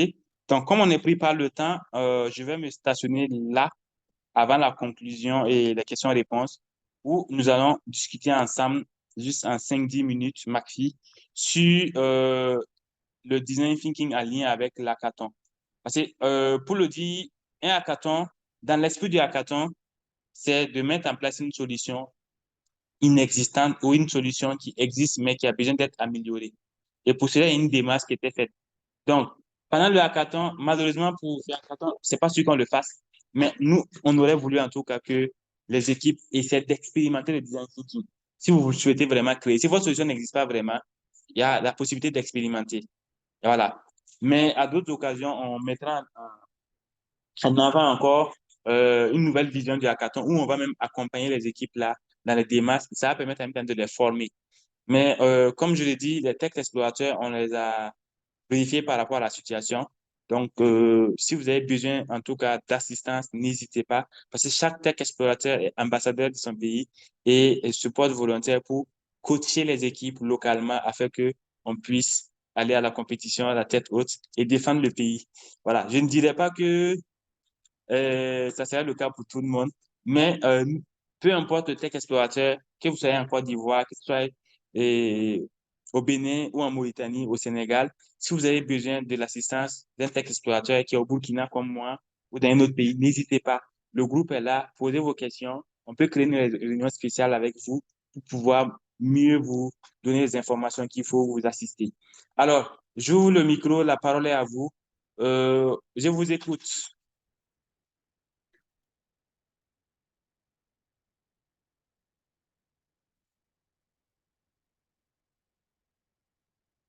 Personne ne veut pas. Apparemment, vous êtes timide, hein. Comment vous allez faire votre pitch là? Hein? Oui, Christian? Ok, merci pour la parole. J'aimerais savoir pour la question là, est-ce qu'il y a un type de prototype défini pour tous les groupes, ou soit euh, chacun est libre de faire son prototype comme il veut? Est-ce que bon, on peut faire un prototype à l'aide du numérique, j'ai un prototype mobile, ou soit on peut faire avec du papier pour la présentation? Parce que, pourquoi je pose la question? Prenons un exemple comme ça pour un groupe dont la solution là est non seulement mobile et avec un kit aussi électronique. Oui, Et je pense que la dernière session, ils ont dit que le prototype, le jury doit prendre le prototype et à l'aide du prototype, en fait, pouvoir déterminer votre idée, votre objectif. Voilà, tout quel à est fait. l'objectif de la solution? Voilà, donc pour un prototype, comment en fait jumeler les deux là? J'ai un kit électronique et le prototype comme ça d'une application mobile pour Non. pouvoir OK, faire merci. passer le message. OK. Pour la question, ne vous inquiétez pas. Malheureusement, la durée était vraiment limite, limite. Donc, le jury va se réunir à Paris, à Paris Santé, campus Paris Santé. Donc, c'est pas sûr que vous puissiez avoir vos prototypes là-bas. Donc, Ok, ceux qui ont les prototypes physiques, c'est mieux de faire une démo et de filmer. Et cette démo-là va être utilisée pour la présentation au jury. Puisqu'il y a un dossier en ligne qui va être mis en place, vous allez pouvoir mettre vos vidéos, vos illustrations là-bas. Donc, ça peut être des maquettes. Si quand même la solution qui est déjà prête, pour qu'on n'ait même pas donné les liens pour le jury puisse tester. Parce que moi, je ne fais pas partie du jury, mais tout est mis à la disposition du jury pour que le jury puisse regarder. Donc, pour les prototypes physiques, là, vous pouvez juste filmer, faire la démo exactement, mieux compréhensible, et puis présenter ça au jury avec des photos, etc. Haute résolution. d'accord. D'accord. J'ai des questions. Je peux poser? Oui. D'accord. Donc, Donc, oui, docteur Lafia, médecin à oui. domicile depuis le Bénin. Et OK. ma question, quand on peut faire de l'empathie, étant donné que notre Oui. solution doit cibler toute une population, sur Oui. quoi on doit se baser pour échantillonner? Vers qui on doit aller OK. concrètement? C'est Excellente question. ma première Excellente question. question. D'accord. Vous avez Maintenant, d'autres questions? oui, oui, tout à fait. OK, je vous Et écoute alors. maintenant, quand on a fait tout le design thinking, quand on a fait tout le processus et tout, et que la solution elle est prête, comment le faire pour la faire adopter par la population? Je donne un exemple. Quand je prends médecin à domicile existait et déjà sur appel téléphonique. Donc, par la suite, il y a l'application qui est venue et on Oui. remarque que les populations, bon, ça les aide, normalement, c'est plus simple, hein. Mais on remarque qu'ils ont toujours tendance à nous appeler par téléphone. Parce que c'est plus facile. Alors que, oui, bon, c'est plus facile, mais alors que c'est plus simple de passer par l'application. Donc, OK. bon, alors dans ce cas-là, comment faire pour faire adopter sa solution par la population alors qu'on a suivi tout le circuit du design thinking? Maintenant, ma OK. dernière question, c'est, Oui. vous avez dit quelque part qu'il faut tenir compte des extrêmes. Bon, et Oui. je vous prends en mot l'exemple que vous avez donné, à savoir quelqu'un qui a un futur téléphone et quelqu'un qui a un Android. Oui. Maintenant, si votre solution, si après les avoir écoutés, et la solution, c'est de faire une application mobile, et qu'on sait Mhm. qu'avec le téléphone, une application mobile n'est pas faisable, Oui. est-ce à dire qu'il faut zapper, c'est-à-dire qu'il faut laisser tomber sa solution, ou bien est-ce à dire qu'il faut cibler, il faut choisir sa cible et dire que, bon, je me concentre sur cette partie de la population qui a l'Android et continuer, quitte à ce que si vraiment ceux qui ont les futurs téléphones veulent vraiment accéder, ils accèdent, ou bien est-ce qu'il faut trouver dupliquer notre solution en deux versions, une version pour ceux qui ont des Android et une version pour ceux qui ont des téléphones. Merci. Merci beaucoup, Dr. Lafia. Alors, je vais commencer par la question du milieu. Vous avez votre application mobile. Est-ce que vous avez respecté ou est-ce que vous avez suivi, je ne pas respecté, est-ce que vous avez suivi une méthodologie spécifique proche au design thinking ou le design thinking pour pouvoir mettre en place cette application mobile-là? Comment ça a été conçu? Ça, c'est vrai qu'on ne répond pas à une autre question. Ça, c'est la première question que j'aimerais vous poser. Parce que normalement, pour remonter à la première question, comment faire adopter les produits par la population. Si on suit le concept du design thinking, on suit l'étude, c'est-à-dire on prend les 55 minutes, comme le dit Einstein, pour pouvoir faire l'étude jusqu'à la fin, il est impossible de voir que le produit ne décolle pas. Parce que le produit, c'est l'expression des besoins des populations. Donc, il se trouve que vous avez mis en place cette application mobile. Peut-être vous n'avez pas fait une étude avant ou peut-être vous n'avez pas vu les bonnes personnes pour pouvoir vraiment exprimer le besoin de cette application mobile. Il faut tenir compte aussi de l'expérience utilisateur, comme j'ai dit, et de l'interface. L'expérience d'une part, parce que même si vous avez une application, vous dites que c'est simple pour vous, mais est-ce que c'est simple pour notre maman qui est peut-être à 400 mètres au village de la grande ville? Non. Donc, c'est pour dire que on remonte. Les questions sont liées à la première question où on parle d'échantillonnage. L'échantillonnage, c'est quoi? Quand on dit cas extrême, c'est quoi? On ne peut pas prendre tout le monde. Le design thinking, on ne peut même pas interviewer plus de 18 personnes. Souvent même, avec 10 interviews, même, ça suffit. Mais quand il parle de cas extrêmes, c'est quoi? On a plusieurs catégories. On a des jeunes, on a des personnes âgées, on a des personnes qui sont, en fait, je ne dirais pas aisées, mais il y a des personnes quand même, ça va. Il y a des personnes aussi où ça ne va pas. Ils ont juste le minimum. Donc, il faudra arriver à voir toutes ces personnes-là et en les écoutant, on arrive à voir nous-mêmes, c'est nous on analyse. C'est pour ça qu'on fait la carte empathique. On arrive à faire ressortir un besoin qui est commun. Et c'est ce besoin-là, c'est sur ce besoin qu'il faut aller. Ça peut ne pas être notre application, ça peut être autre chose, mais c'est sur ce besoin que vous partez. Et si vous arrivez à mettre ce besoin en place, ça va répondre en fait aux besoins de tous et il y aura plus d'impact que lorsque vous vous orientez vers une seule catégorie. Donc, quand il parle de cas extrêmes, c'est des cas vraiment opposés. Maintenant, dans le cadre du fait où on parle des téléphones, Feature Phone et Android, c'est pour dire que vous êtes décidé de faire une application mobile. Ça ne gâte pas, mais vous pouvez trouver un moyen d'intégrer ceux qui ont les Feature Phone. Il y a actuellement des technologies comme le USSD, ce qu'on fait étoile, etc., là, pour pouvoir lancer des requêtes. Il y a des technologies. Vous avez remarqué que même les systèmes d'abonnement pour les télévisions TNT et tout s'y passe par ça. Il y a même des mobile money qui passent par ça, le USSD, pour permettre à ces personnes-là d'aller. Pourquoi YOP n'existe plus? Pourquoi certains opérateurs de monnaie n'existent plus? Parce que tout simplement, il fallait forcément avoir le Wi-Fi, il fallait avoir Internet pour pouvoir utiliser les applications. Imaginez, c'est arrivé au Burkina, on a coupé l'Internet pendant 96 heures 2 fois. Imaginez combien on a perdu parce que l'argent était bloqué, parce qu'on n'arrivait pas avec nos petits téléphones à les retirer. Donc, ça fait que beaucoup ont fermé leurs comptes, etc., etc. Donc, c'est pour dire que si le processus est bien suivi du début jusqu'à la fin, la solution sur laquelle vous allez tomber, ce n'est pas la solution que vous avez décidée, mais c'est la solution qui répond aux besoins des populations. Donc, peut-être que vous n'auriez pas dû tomber sur une application mobile, ou peut-être, je ne sais pas, ce n'est pas pour dire que ce que vous avez fait n'est pas bon, mais vous avez voulu faire votre application, vous avez commencé à concevoir et vous êtes arrivé à le publier. Donc, ça, c'est déjà fait.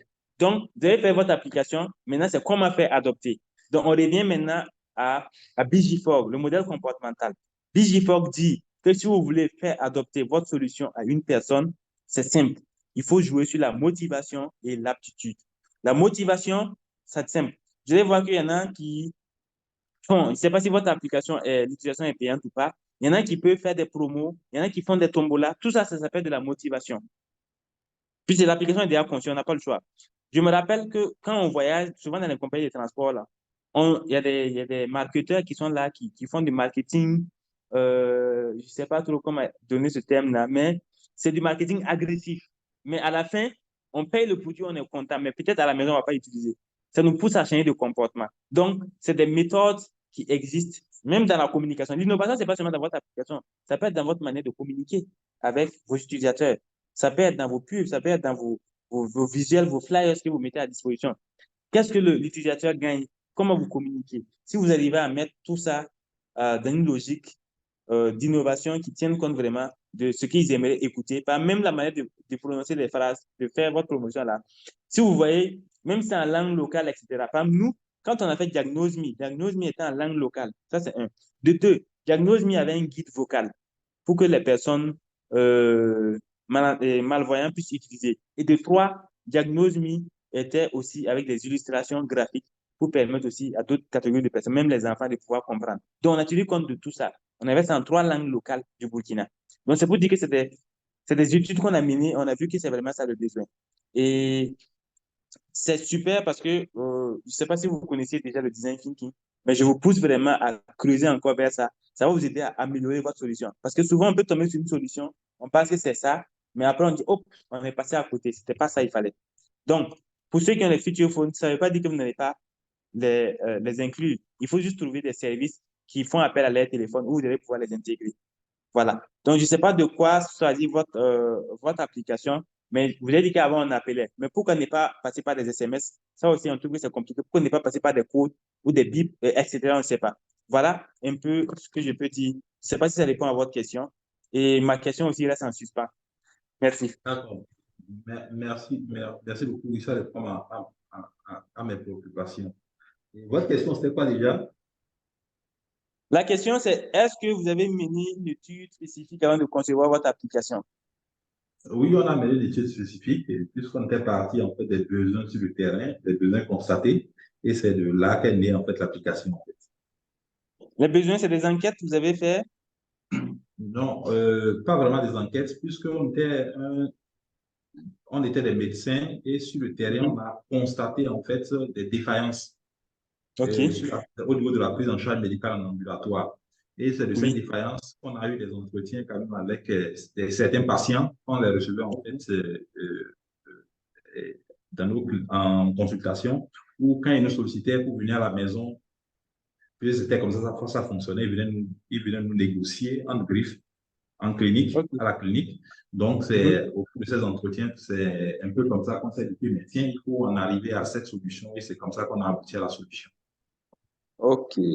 Donc, ce n'est pas quelque chose de vraiment formel, un peu comme vous dites, avec des papiers, avec des questionnaires et tout, mais c'est quelque chose qui s'est fait sur le terrain. OK. OK, je comprends très bien. Effectivement, et je reviens à la citation de Henry Ford qui dit qu'il ne faut jamais demander les solutions, il ne faut jamais demander les besoins, il faut demander les problèmes. Et c'est à nous d'aller réfléchir pour voir ce qui convient le mieux. Voilà, je vais m'arrêter par cette citation. Et je pense que peut-être après cette formation, vous pourrez voir comment il faut encore revoir. C'est pas que l'application n'est pas la bonne. Peut-être, comme je dis, c'est la vulgarisation, la communication sur comment faire adopter l'application. Et au besoin, je peux vous envoyer des documentations. Je viens d'envoyer même tout à l'heure une documentation dans le groupe. Donc, c'est valable, c'est pour tout le monde. Hein. C'est une boîte à outils pour le design thinking qui montre un peu brièvement ce que c'est que le design thinking. Mais plus à l'intérieur, ça montre un peu des outils, des analogies sur comment on peut intégrer le design thinking. Je vais juste vous expliquer peut-être un exemple où vous connaissez, quand vous êtes médecin, vous savez, il y a la machine qui fait l'IRM. L'IRM, c'est désagréable vraiment, et surtout pour les enfants. Vous savez que quand les enfants sont à l'intérieur de la machine, les enfants ne restent pas tranquilles. Donc, en Europe, par exemple, ils ont imaginé, ils ont décoré l'IRM en forme de bateau de pirate, etc. Et on fait croire à l'enfant, en fait, Disney, pour ne pas dire par là, c'est comme un jouet. Et l'enfant, c'est le brave qui vient, qui rentre. Et s'il a pu rester sans bouger, il sort, il a un cadeau. Il a un trésor avec des coffres. Et il vient, il est tranquille, on fait l'examen, il ne bouge pas. Donc, c'est jouer en fait sur son mental. On a fait des design thinking où on a fait en sorte que des enfants qui partent au bloc opératoire, là, on les fait face à l'entrée avec des véhicules électriques, enfin, comme des héros.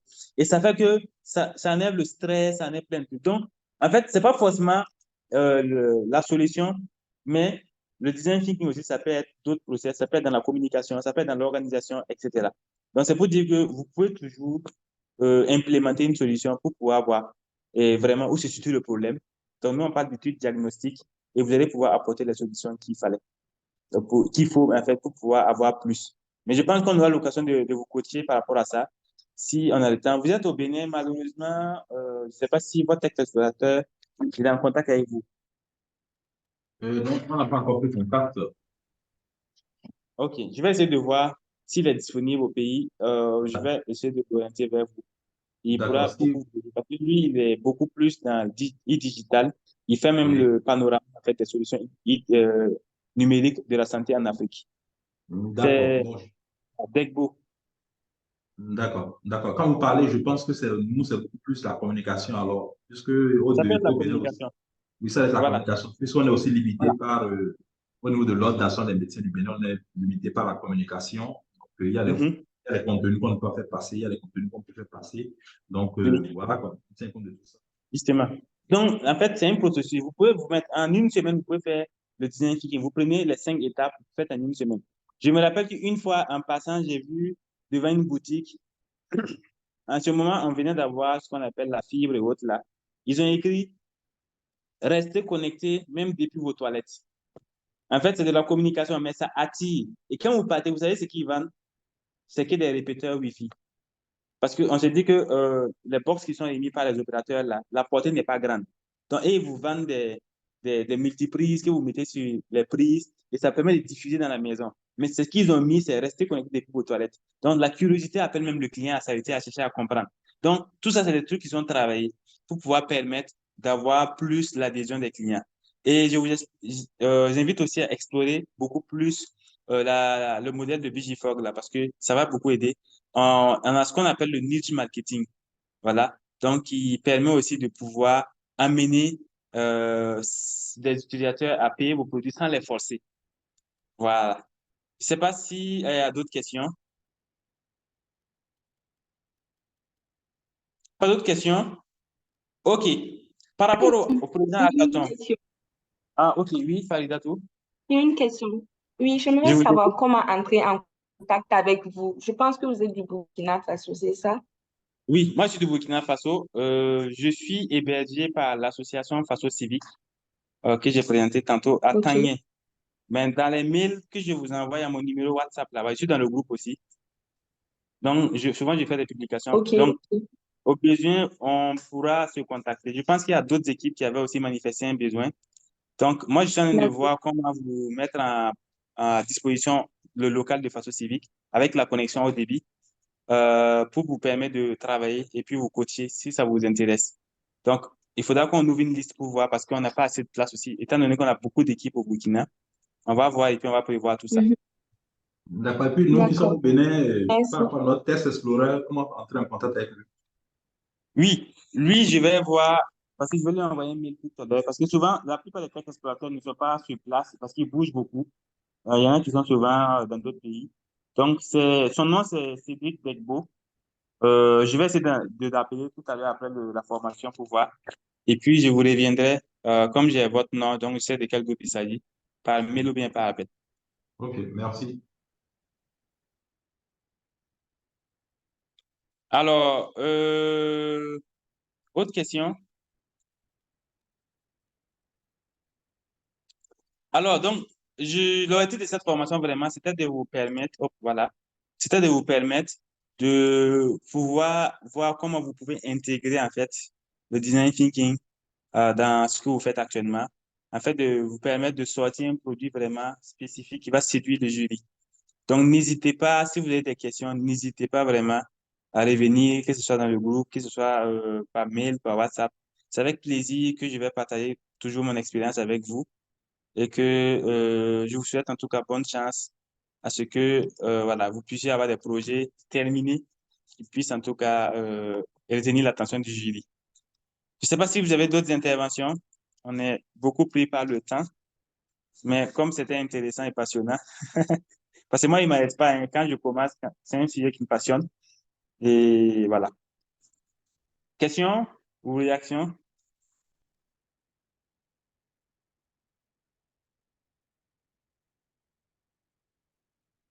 Pas de questions? Pas de chat aussi? D'accord. Donc, je ne peux que vous remercier alors. Je ne peux que vous remercier vraiment pour votre disponibilité et vous souhaiter un très bon week-end. Et au besoin, n'hésitez pas à me contacter si vous avez besoin d'éclaircissement. Je vous enverrai le support plus la rediffusion dès que ça sera disponible. Voilà. Merci beaucoup et bon après-midi, bon appétit à tous. Désolé, j'ai débordé un peu. J'espère que on n'a pas pris votre viande ou votre poisson. Voilà. Bonne soirée à tous. Merci. Bye bye. Merci beaucoup. Merci.